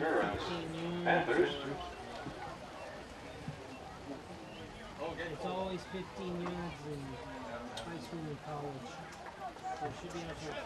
11:22 in the third quarter remaining. 20-6. South is leading the Lancers. 15-yard penalty makes it first down Londonderry. At the 35. Little rollout flood pass by Dylan Cole. He had a receiver short. He had a receiver, mid-receiver, about 15 yards. That's where he threw to, and he got hit before the ball got to him. Cole has shown athleticism moving out of the pocket and throwing on the run, but his receivers need to hold on to the football better than they did in the first half if they're going to be successful. O'Gorman bulls his way over the right side of the line, picks up a decent chunk of change on first down. 40 and 41. 3 yards maybe. And he does get 3 yards. He runs tough, John. But I think that's a win for Nashua. You can hold them 3 yards a carry, I think. So it'll be 2nd and 7 for the Lancers. A rainy and steamy night here at Stellos Stadium in mid-October. John Collins with Ron Welliver. Our cameraman is Tim O'Neill. Our executive producer is Pete Johnson. Thank you for watching Nashua's ETV broadcast of the game. Looks like a rush is on here. O'Gorman through the left tackle area makes another 3 or maybe 4 yards. And looks like a little confusion on the Londonderry offense that time. Number 48, Dan Kinnan, was lined up on the right. He ran to the left, and he wasn't in motion either. He went out there with a little bit of alacrity. Yeah. And once he got there, yeah, they threw a sweep O'Gorman that side. So call it 3rd and 2, and it was a gain of about 4 on that one or 3, actually 3 more yards for O'Gorman. O'Gorman again is going to follow his block, and he plunges for first down yardage. You are correct, Ronnie. They'll move the chains Right just over barely. Zach Copabianco, the right guard, and Cody Gouda. Cody Geeman, I'm sorry. Number 59, Joe Hathaway. 1st and 10 for the Lancers. They keep the drive alive. Londonderry received the kickoff to begin the second half, trailing by 14 points, and needless to say, a big drive to make a statement of whether they're going to get back into this game. Cole is going to roll out. Throws complete just back to the original line of scrimmage, where Michael Weidenfeld is wrapped up by Ray Ramos, his number 12 counterpart. So it's a successful completion, but not a successful offensive play. No gain. South dodged the bullet that time, John. Number 48, Dan Kinnan, came from the left side, all wide open, deep down the field. And Dylan Cole either couldn't see him or couldn't get it to him because he himself was rolling out. Somebody else in the press box talking about what you just said, Ronnie, an open receiver that Cole did not see, fortunately for Nashua. Direct snap to O'Gorman through the right side of the line and gets past midfield, which would be a 6-yard or 5-yard gain for O'Gorman. He's well over 100 yards already, John. Yeah, what did he have at halftime? 93 yards on 13 carries. He's had at least 3 for maybe 15 to 20 yards here. Right, so he's well over the century mark. And we had also the total on McCray. 9 carries, 64 yards, 1 pass reception. Controversial one. I believe. If it was a lateral, then he gets another 40 tacked on. But okay. Official score is a pass. Trevor Knight 7 for 12 for 115 yards and a TD. Is a pass. Spin move. Under pressure, Cole down the field, almost intercepted by Rogowski, who had a much better chance at catching that one than did the Londonderry receiver, who was triple teamed. Again, a surprising call from Londonderry. 3rd and 5. 3 receivers went deep, and Dylan Cole actually threw it off his back foot and didn't get any zip on it. And was almost picked off by Rogowski. So 4th and 5. Will they go for it here? Probably. We'll see. They have that pooch punt in their back pocket if they want to do it, and Cole is the guy that does the pooch punting. So Londonderry with almost that confusing set. They are going to punt it from midfield. And he boots it downfield. This could bounce out of bounds inside the 20. And it's a well-placed punt by Londonderry. Junior Dylan Cole. The elusive coffin corner that Tom King talks about in such endearing terms all the time. He loves the coffin corner. I have not seen him in a long time. Of course, I come in here when Tom's got the sniffles. So yeah, he'd take his place. I take his place. Ably, too. He better watch out. I don't think there's much to watch out for. He doesn't know about the sniffer. Well, it's trips left. It's what you call it, you know. That's right. Terminology. You got the lingo. You're like the Eckersley of football. I can mask the fact that I know nothing. It's very throw some terminology out there, John. You look good. Do you know that Dennis actually coined the walk-off, that phrase? He was the one that came up with it. I think he came up with it on the Gibson home run, too. There's McCray pulling his way now that he's been hit after a huge gainer again for McCray. So McCray has Ron shaking his head. He's unstoppable is the word, I guess. He gets the slightest hole, and he just makes that big gain out of it. And then try to bring him down. He's hopping with the guy on his foot. Right. So the question is just not if, it's when is McCray going to score again, what it seems like at this point. Well, Londonderry hadn't figured out in that first quarter. They played him tough. 20-6, the Panthers trying to improve on their 14-point lead, their first possession of the second half. McCray, elusive as he is fast, gets a first down. Or close to a first down, excuse me. He got 8 on the play. Shoots that hole, John. Barely had a hole. Turns sideways, hops through there with the speed, the quick footwork. Gets 9 yards where most running backs wouldn't have gotten 1. Right behind the All-State Center, John Byron. Who's handling the shotgun snaps to Knight. Knight hands it to McCray. Good hit in the backfield by Trevor Ward Jr. Trevor Ward Jr. has been a savior for Londonderry on defense for blowing up that play in the backfield again. 7 minutes even to go in the third quarter. 14-point lead for South. They lead at 20-6. They are faced with actually it's a 1st and 10, not facing anything. They have another chance to open up the playbook. It might be a busted play there. Knight hold on to it. He was tackled almost accidentally by Zachary a power left Capobianco. where Knight had the option to pull it. I'm not sure if he had the option or not. Nick Taco, the right guard for Nashua South, pulled out, went left to kick out the end, and Knight ended up going right up the middle on it. Made him on a busted. Now this is interesting to me, Ronnie. You got the offensive players, half the team looking for the play, and the offensive line is just facing forward. Did they pick up what the play is on the Trevor Knight, if you watch, he gets the play, and he tells the lineman what to do. He audibles it out. He's going to hold on to it. He was being chased that way, so he comes this way. And he ends up at midfield before he goes down. A gain of maybe 2 on the carry, and it's going to be 3rd and 4. I wonder if Trevor did that on purpose. The center, Jonathan Byron, pulled to the left. Knight made it look like he was going left, cut sharply back to the right, tried to catch Londonderry off guard. So 3rd and a long 4 for the Panthers at midfield. Knight has Rogowski in motion. He is going to hand it to McCray, who's got 5 yards. He's got 10 yards. He almost had 15 on looked like a 4-yard broad jump at the end there. Just tacking him on. Armin McCray, unstoppable. Well, left tackle Christian Stack, give him credit. He pulled to the right and barreled through that hole, and McCray was right behind him and cut to the left for an extra 5 or 6 yards. I'm glad you did give Christian Stack credit, because I see his dad at the gym almost every night. Jeff Stack. Proud of his son, Christian, no doubt. Pitch. That's Paradis. First touch of the second half, and he nearly goes the distance. Paradis tackled at about the 6 or 8 yard line. Derek Paradis. All it took was Trevor Knight to roll right to make it look like an option with McCray as the pitch man. Paradis comes from the left, and it's actually a shovel pass. It's a forward pass. Yep. And I think Knight has the option to run it, pitch to Paradise, pitch to McCray, or pitch to Paradise, and that's what he did.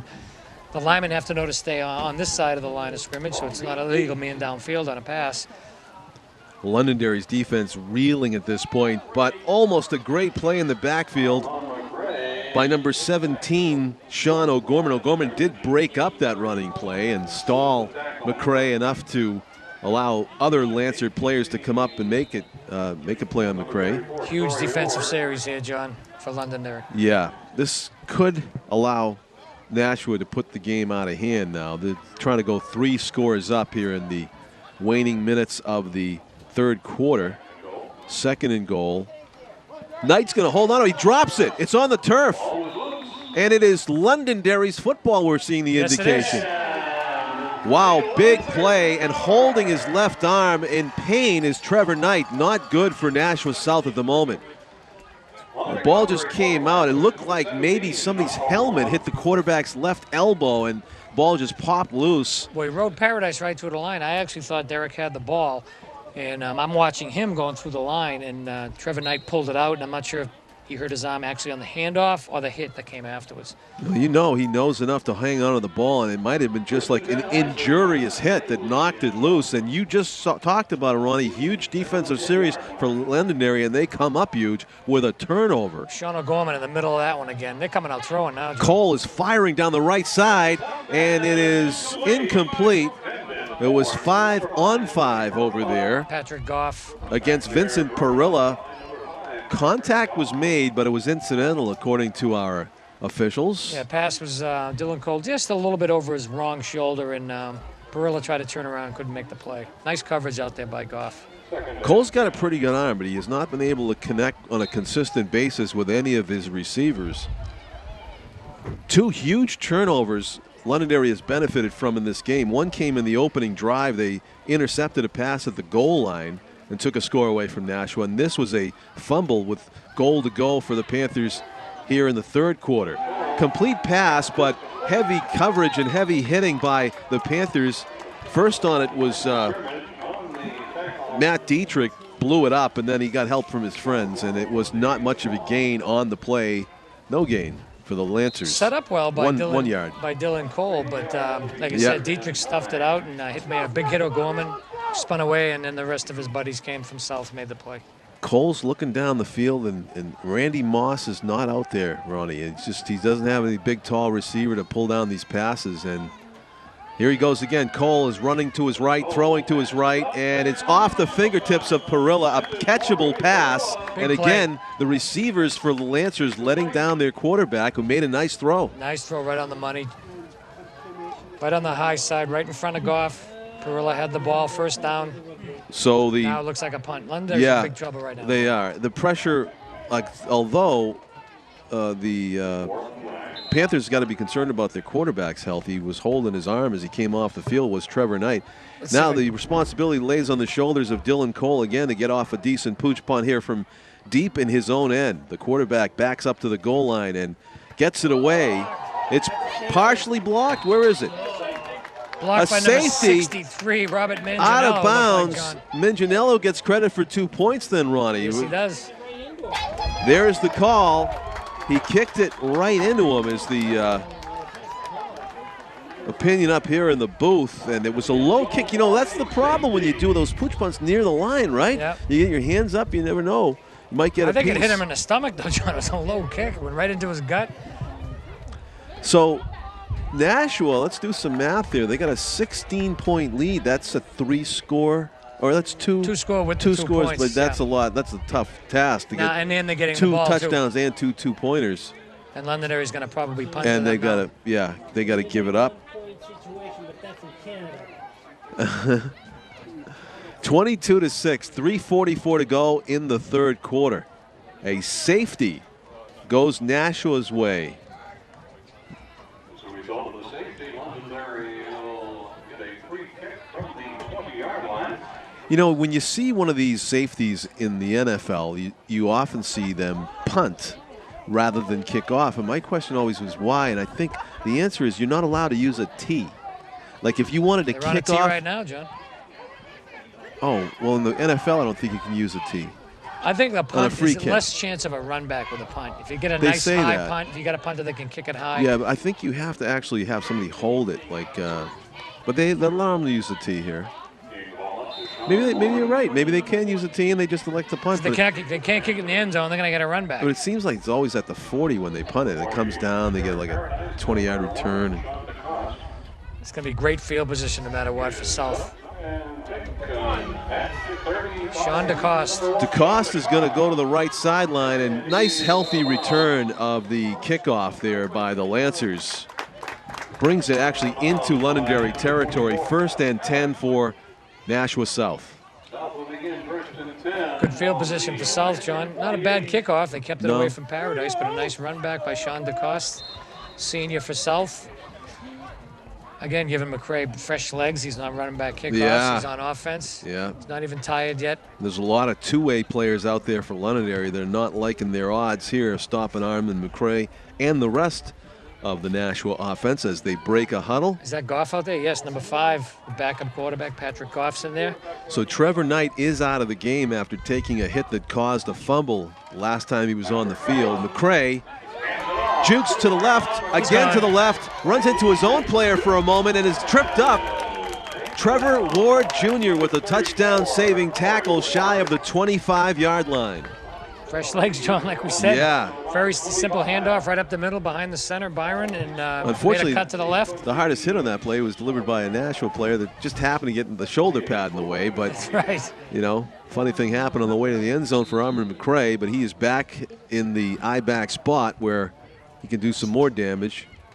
Backup quarterback or not, you can't go wrong by handing it off to number 2.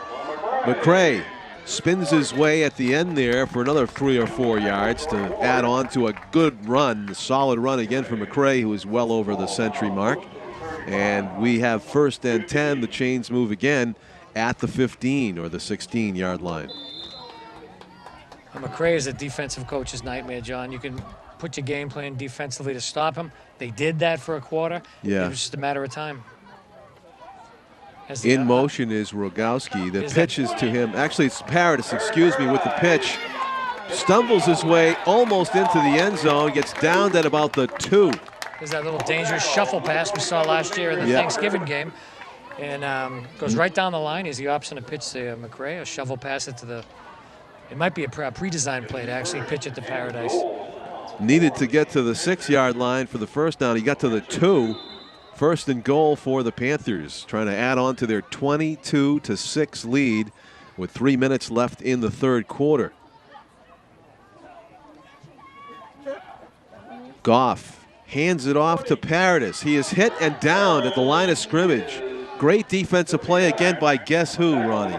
Troy Ward Jr., John. Trevor Ward Jr., a nose for the football. Nice hit on McCray. He has a high tackle, too, and took him down. McCray runs hard. No huddle.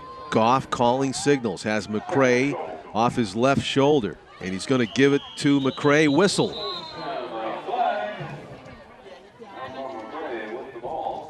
The 50, Tyler Valou, got in there through the seams of the line, put a hit on McCray. By the way, Trevor Ward Jr. put a hit on McCray as well. He loves to play the game. Another two-way player, John. Dead ball, foul, false start against South. So the Trevor Ward Jr. tackle, coupled with a penalty, gives the Lancers a glimmer of hope that they may be able to come up with a big stop here. They've had 2 turnovers forced in the red zone tonight. An interception and a fumble. South trying to push the ball in and put the game away here, leading 22-6. They've only got 2 touchdowns, John, on offense. One of them has been on defense, if you remember. Right. Ramos with a huge fumble return. McCray through the middle of the line, puts the ball over the touchdown line, and he's got it. 6 points, McCray. Right up the middle, relentless running by McCray. Carried a couple of tackles in the end zone and reached up with the ball and put it over the line. It's 28-6, and the extra point to come by Chris Dennis.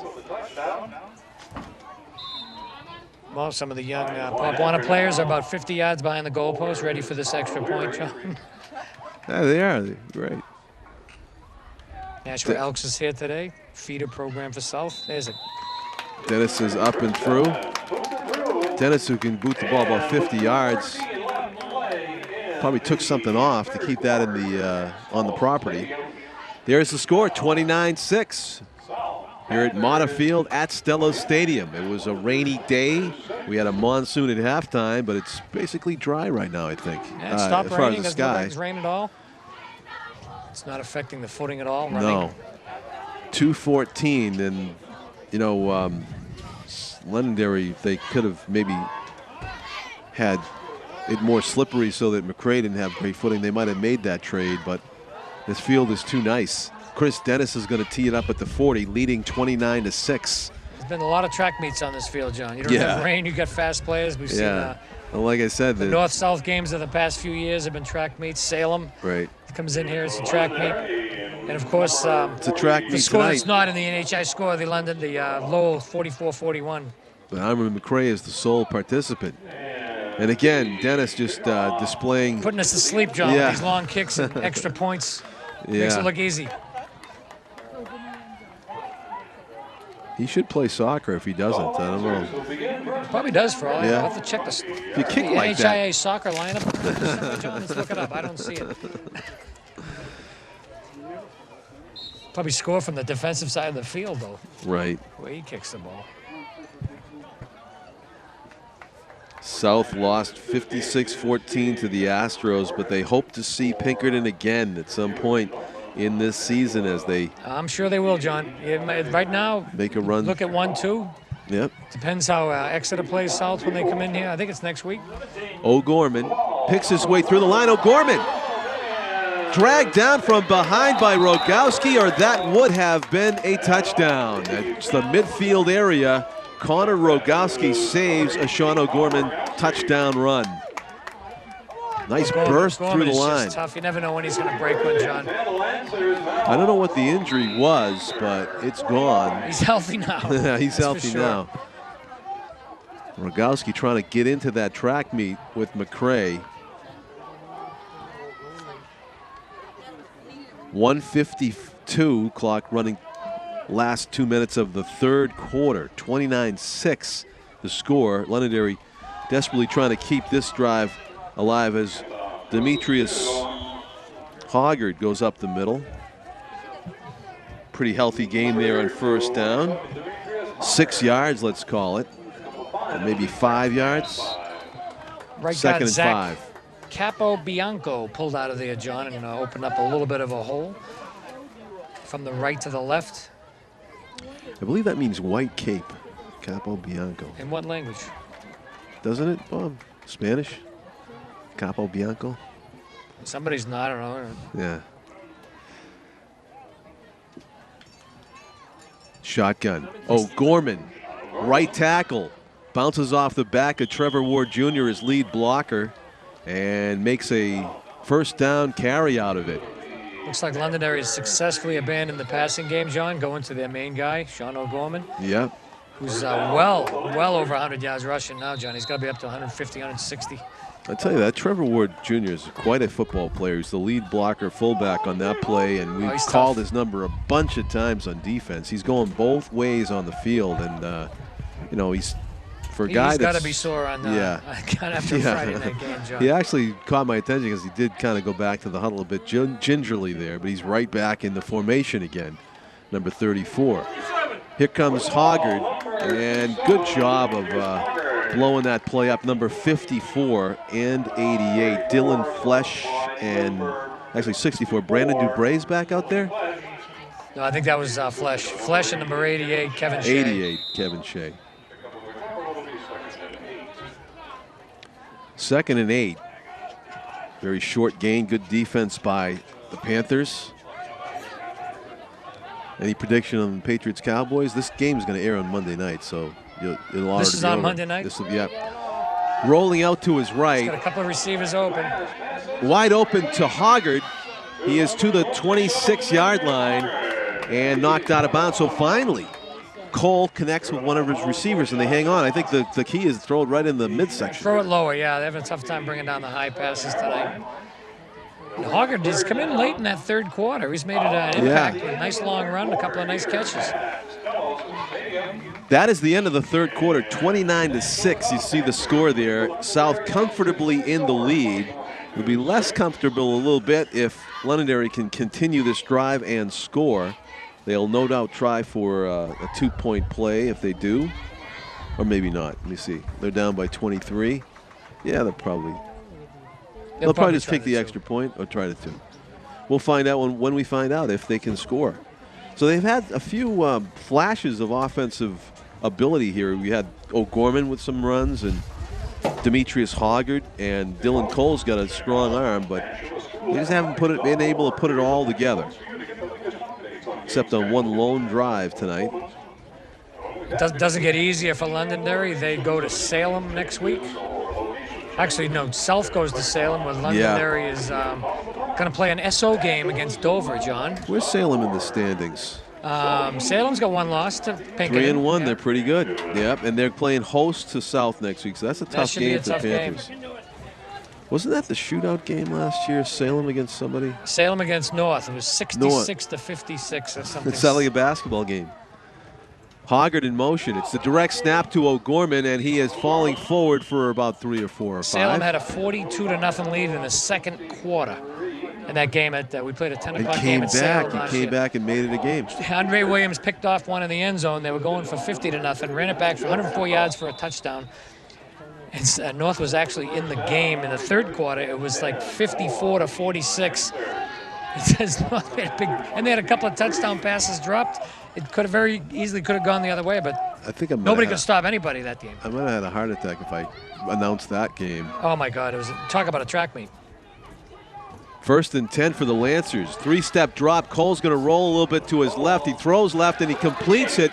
Driven out of bounds after. It was Sean DeCoste on the tackle, and as you said, Ronnie, Dan Kinnan on the reception. So Cole, as you said, throwing the ball a little lower and getting some success on pass completions. Hoggard took the cornerback number 1, Sean DeCoste, deep, and Kinnan came across the field into that flat and made the play. So the Lancers can get a first down by getting the ball to the 2. It's 1st and 10 from the 12.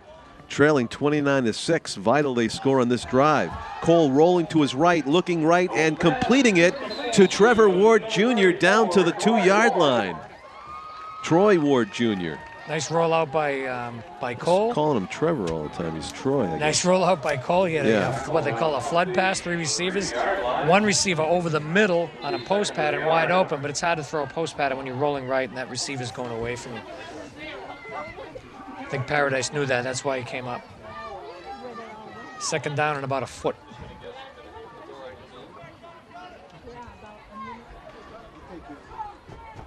So they can go get the first down or the touchdown from the striking distance. Lancers through the right side of the line, and it looks like O'Gorman may have it. They may have to measure. Dan Kirby on the stop, the sophomore. Oh, 3rd and 1's right. Actually, no, excuse me. The 59 for Nashua is Joseph Haftel on defense for Nashua. They did not get the first down. It's 3rd and 1 to go. It's 2-down territory for the Lancers, though. There's no way they're going to settle for a field goal at this point. South's in a 5-man defensive line with Big Julia Rivera on the nose. They're going to try to take away this running game. Goal line defense for the Panthers on 3rd and 1, and it is right. It may even have a touchdown. Let's see. Definitely a first down, John. It is a first down. It's about the half-yard line. They're going to mark O'Gorman down. And it's 1st and 10 for Londonderry. The nose of the ball just shy of the goal line. Well, if we do see a score, John, maybe we'll look at an onside kick. Londonderry recovers, and off we go. Never know. Never know. Right here, I would expect they might just go to O'Gorman direct snap again. I wouldn't be shocked, John, the way he's running the ball. O'Gorman is number 17. He gets it. He goes up the middle, and they haven't made the official call yet. It's a big pile, and they're going to call him short? I believe so, John. Wow, that by about an inch. Seemed like a mathematical impossibility when I saw O'Gorman disappear into the line. They're going to put the ball right back down where it was before. It's an old-fashioned yard in a cloud of dust there, John, if there was any dirt in the field. I'd look for one of those fakes with a counter coming back away from Gorman. I want to ask you something, too, about this, the naked bootleg in a moment. I'm going to date myself again, but here's a direct snap, and submarine behind the line. In there was number 24, Josh Castro. He did it before, he did it again. Now it's going to be 3rd and a little bit longer to convert this into a score for the Lancers. Well, Londonderry's left guard, Tyler Valou, pulled out to lead the way, but is it Castro made his way through? It looks like they blitzed all the gaps, took away those gaps away from Londonderry, and Valou couldn't make a block. It is 3rd and 3 to get a touchdown now for the Lancers. Hand off to Hoggard. He's got some blocks, and he is Again, he's close. Are they not going to give it to him? Oh, I can't believe it. That ball looked like it broke the plane. But it's going to be a inch shy of the goal line. They're going to call it 4th and 1. And that's where you need some replay in the high school ball now, I think. He really looked like he was in. I mean, but we're over 40. We got bad eyes. We're like well, you know 55 yards away. I'm benefiting from the zoom work here of Tim O'Neill. I thought that ball might have had to have broken the plane, but it's going to be 4th and 1. Not even that. 4th and an Not even inch. that. 4th and 1 inch.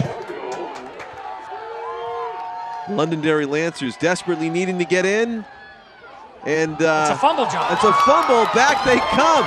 That's Sean DeCoste to the 30, the 40. Oh, a catastrophic turn of events for the Londonderry Lancers, going the distance after the ball was not a touchdown. It is a 100, actually 99 yard, and what's 1 inch less of a yard for a touchdown. 99 yards, 11 inches, John. Unbelievable. Got an injured South player on the field. Looks like number 78. Disaster for the Lancers. That was disastrous. Unbelievable. First and goal from the 1 inch yard line. Now, not only they can't get in, they fumble. Did the ball carrier try to reach out and break the plane? I couldn't see in the pile either, but the ball came loose. Injured on the ground. Number 76, Julia Rivera, nose guard for South. I think it was O'Gorman on the carry. It was O'Gorman on the carry. And I saw O'Gorman's arm outstretched, and suddenly I see Sean DeCoste at about the 10 or 15 yard line in a dead sprint. I wonder if the ball was across the line before it was fumbled, John. I mean, I don't know. I wasn't down on the field. I wish somebody had this on TV. Oh, we do. We do. I mean, you at home can probably rewind that and see what's up. There's a nice hand for number 76, Julia Rivera, coming off the field. Looks like he's favoring his right leg.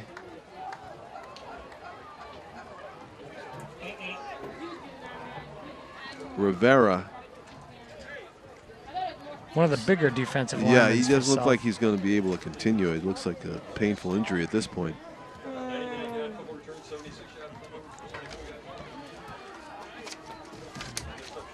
99-yard fumble return for a touchdown. 2 returns tonight for over 160 yards. In fumble returns for touchdowns, both times. Londonderry, what a shame. Ray Ramos had the other one. Sean DeCoste has this one, 35-6. Rivera, 6'2", 265, John. I would guess that. Yeah. And so Chris Dennis will do the kicking of the point after with 7:07 remaining in the game. Nash was just put it away. Pretty much. So 35-6. Ronnie Welliver will have to dip into the big book of anecdotes and stories to keep our audience entertained the rest of the way. Not touchdown. Extra point is good. It is a 36-6 South lead. My hat goes off to Londonderry, John. They played a tough game. They really have. Couple of turnovers. I gotta things didn't go their way. I didn't zoom in on the Londonderry coaching staff, but those marks, I mean, I can't believe they didn't get in. I mean, and that how much did that cost them? I mean, 99 yards and a touchdown the other way. Oh, man. That's a 28-point swing, John. Oh. Down here earlier, and then this way. You're looking at South getting 2 touchdowns out of it, Londonderry losing 2 touchdowns. So they're a whole different game in those 2 plays. You've watched the New England Patriots your whole life, as I have. One of your favorite quarterbacks, I hope, was Steve Grogan. Absolutely. Love Tough Steve guy Grogan. from Kansas. Tim Plunkett I liked. Jim Babe Pirelli. Yeah. Remember how Grogan would run, first of all. Great running quarterback. He wouldn't slide either. The naked bootleg. Remember that? I do. Some of them he would not even tell the running back that he was going to take the ball back away from him, so that 10 guys would be blocking one way. And we talk about naked bootleg. We mean it. Like, if anybody had guessed right, Grogan would have got croaked. But more often than not, he'd end up waltzing into the end zone. He was almost like the inventor of the naked bootleg way back then. Tom Brady has never done the naked bootleg. Well, when you throw for as many yards, he'll never do it either. But, can you imagine the element of surprise? Well, no surprise there, John. Chris Dennis just kicked it out of the end zone. Yeah, I'm trying to... You trying to fill in some space here while he's doing kickoffs?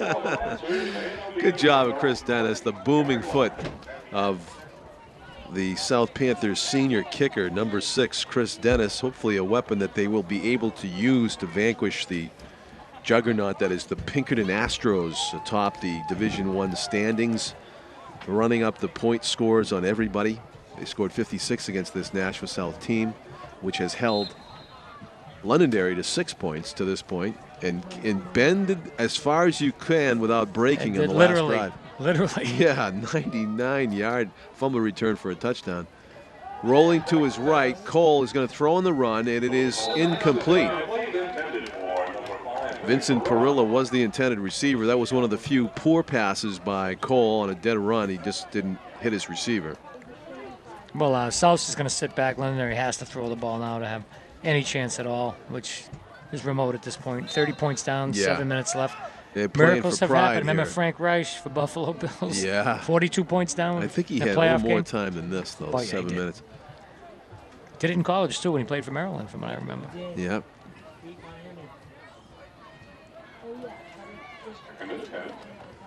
Direct snap to O'Gorman, and not much there again. The defensive line for South doing a great job of not giving ground. John Beeran in the middle of it again, the senior captain. Number 54, Dylan Flesh, been there all night. To number 63, Robert Manganiello.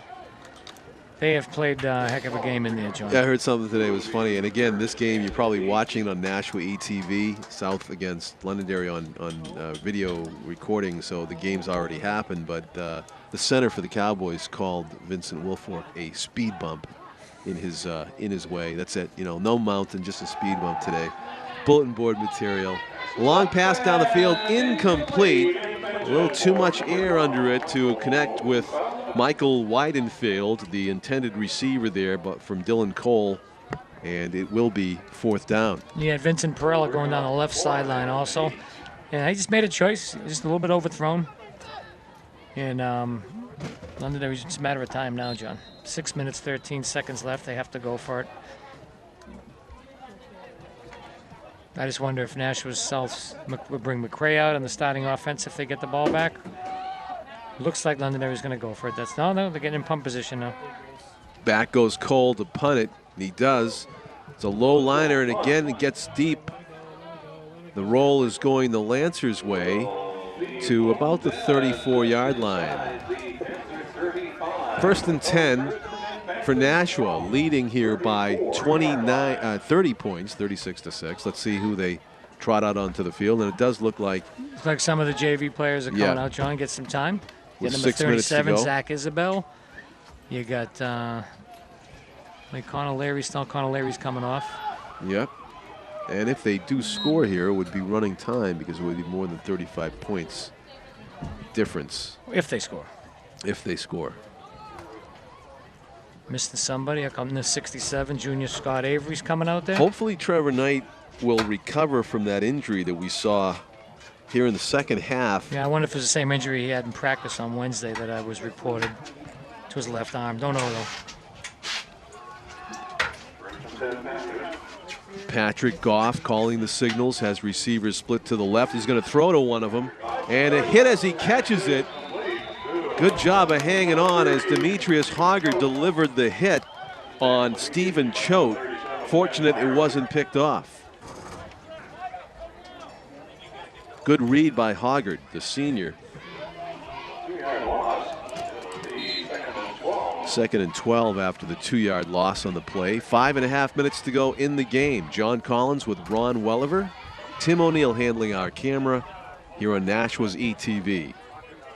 36-6, the Panthers comfortably ahead, getting their second string offense a chance to perform here. There's Choate with a nice run. Choate finding the opening, gets into the backfield of Londonderry and close to a 1st down. Tackle made by number 2, Connor Richard for Londonderry. Nice run by Choate, about 9-10 yards up the middle. Holding's going to bring it back. So that hole was a bit artificial, apparently. 5:15 to go in the game.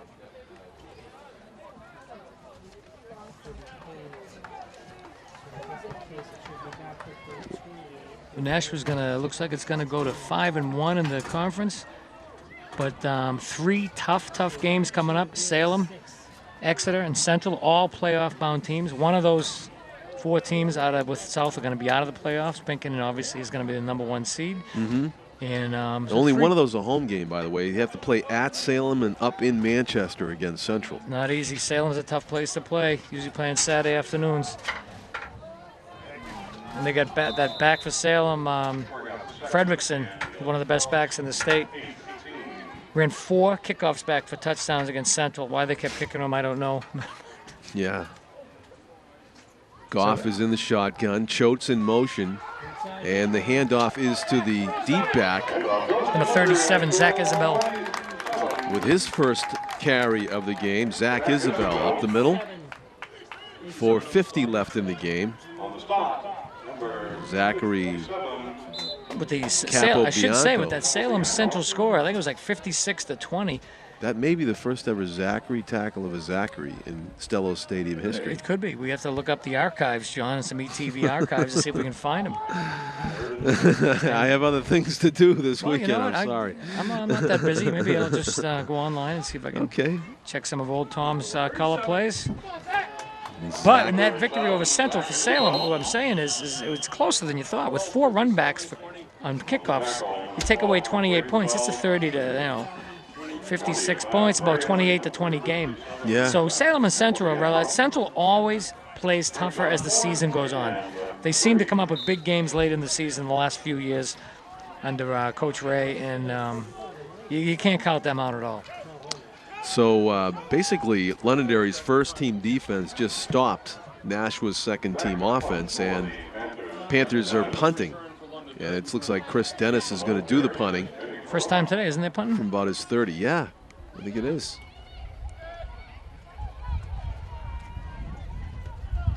Booming punt. And it's going to drive the Londonderry deep man back. And good job right there by Sean DeCoste. Heads-up play to down it somewhere around the 17. 1st and 10, Londonderry. Well, DeCoste, he's still excited about his 99-yard fumble return, John. That's something he's going to remember the rest of his life. He'll be up in the booth someday, and he'll be 54 years old talking. Oh, yeah, it's unbreakable. 99, and 99 yards, 11 inches. Although technically, right, if a guy is on the, he's dead sprint, and he's running into the end zone, he gets popped from behind, the ball rolls 4 yards into the end zone, and the guy picks it up and runs it all the way back, can it be a 104-yard fumble return for a touchdown? It can be. Yeah, but that would be really bizarre in a special set of circumstances. 99 yards and 35 inches. Yeah. 99 yards and 30. We messed up. Well, actually, 2 feet and 11 inches. We really thought it was on the 1-inch line when Demetrius Hoggard did that dive off the left tackle and didn't get in somehow. I mean, basically his whole body was brought down on the line. And the ball was in his right arm, and only his left hip was out of the end zone. I just didn't see how he didn't get in. But I mean, I feel for Londonderry in that situation. I mean, 3:28 left in the game, 36-6.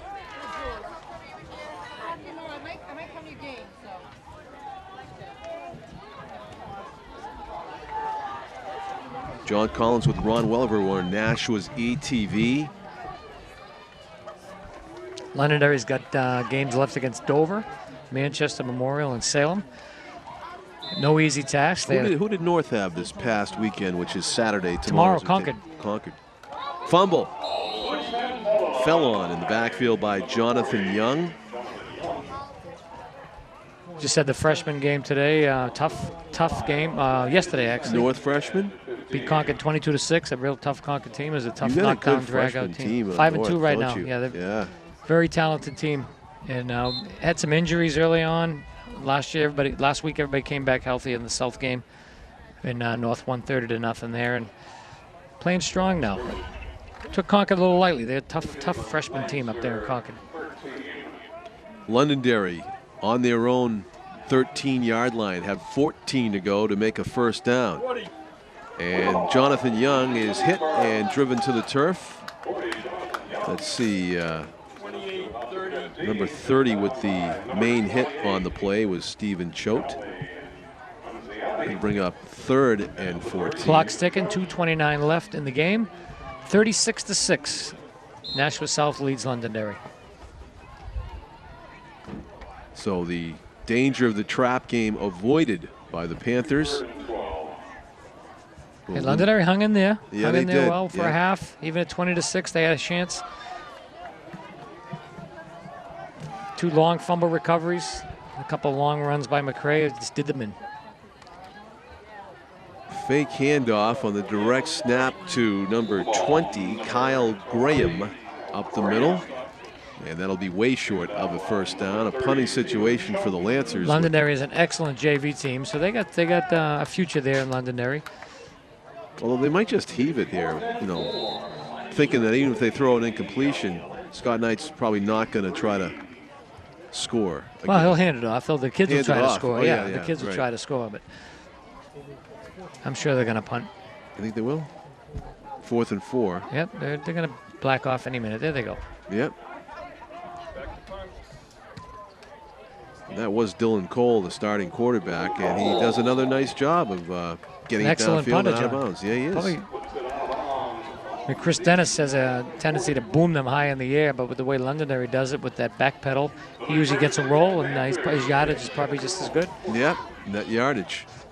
1:17 left, and it's just a matter of running out the final seconds here. Really enjoyed doing the game with you, Ronnie. Hope you get another chance to do it again. Well, you know where to find me, John. Yep. In Nashua, lifelong, or almost not lifelong. Not lifelong. I'm sorry. We since both 1979. From the Boston area. Yeah. I was at John, your alma mater yesterday, as I sent you a picture on my phone at Boston School. Latin. Yeah. It's at Simmons College for my daughter getting an interview, and I looked over and I go, "This Boston Latin," and I realized I remember I used to go there. I was for Boston Tech. Right. We used to go to school late. I'd take the trolley over to Latin, have breakfast at Simmons College, where I was sitting when I took the picture. I said, "I've been here before." You know, the funny 30 thing some is, odd years ago. Yeah. I only skipped, when I had a study period, John. I went in late. It wasn't when during Theo football Epstein season. was like 5 years old, I used to leave Boston Latin and walk across the street and go to Red Sox games sometimes in April and in September also. I remember Yaz taking BP on a rainy September day just like this at Fenway Park, and there were very few people in the stands. Was Epstein up there trading baseball cards? Who was the GM back then? It was probably not Lou Gorman. It was O'Connell. Dick O'Connell. Yes, Dick O'Connell. Right. Now we're really dating. I know, ourselves. huh? Yawkey was still alive. We're back talking then. baseball. We don't do baseball till the spring with Riviera believe, College, South North. And it was such a long time ago that Yaz had tape on his bat. It was like, they have so much money these days. There's no way they'd like put tape on a bat to save it. In BP, yeah. I digress. He probably had a screw in it, that's BP bat. He was a little still heavier, enormous. maybe a little lead in it. 40 years old. He saved the cork for the regular game, put the lead in it for the BP. Tackle in the backfield, a minute to go in the game now. So you're going away for next weekend, John. Were you heading down Arizona to play a little baseball? 100 degrees for me this time next Friday. Good for you. In the desert in Arizona. I understand the first pitcher I face will be Kip Gross. Look him up. Oh, yeah. Those of you who don't know, John and I met in 1995, played for the Merrimack Brewers. Baseball. And, yeah. And for some reason, you asked me to do a couple of color commentaries with you. And for some reason, you always call me back. You know your football and your baseball. Tackle in the backfield with 30 seconds to go, and this is going to be a Nashua Panthers victory to build on here in the 2011 football season. We're going to be calling the Turkey Bowl game. We'll be calling the, Is Tom the Exeter King going to have game. the sniffles for the Turkey Bowl? I think Nashua South against Exeter will both be away, I think. That is going to be one heck of a game. Yeah, it will. That's one of the games we'll cover 2 weekends, I think, from now. Yeah, I'm going away next weekend. But. Yeah, and then we got the Turkey Bowl, and we got the playoffs, too, whatever happens. Great. So, looking forward to it. Fumble in the backfield, recovered by South. I wish Tommy the best of health, of course, but if he's busy doing Bruins. I think he's got a conflict. He's got conflicts. He's got assignments for the Telegraph, etc. As long as Tim O'Neill's here with this camera, they don't even need us. Good job, Tim, again. Thank you, Tim. Beautiful. As you watch the handshake line here at Stellos Stadium in Nashua, the final score for the final time, the Panthers of Nashua High South 36 and the Londonderry Lancers 6. For Ron Welliver, I'm John Collins, and for Tim O'Neill, our executive producer has been Pete Johnson. Thank you for watching New Hampshire High School boys football on Nashua's ETV. Good night from Stellos Stadium. Good night, everybody. John.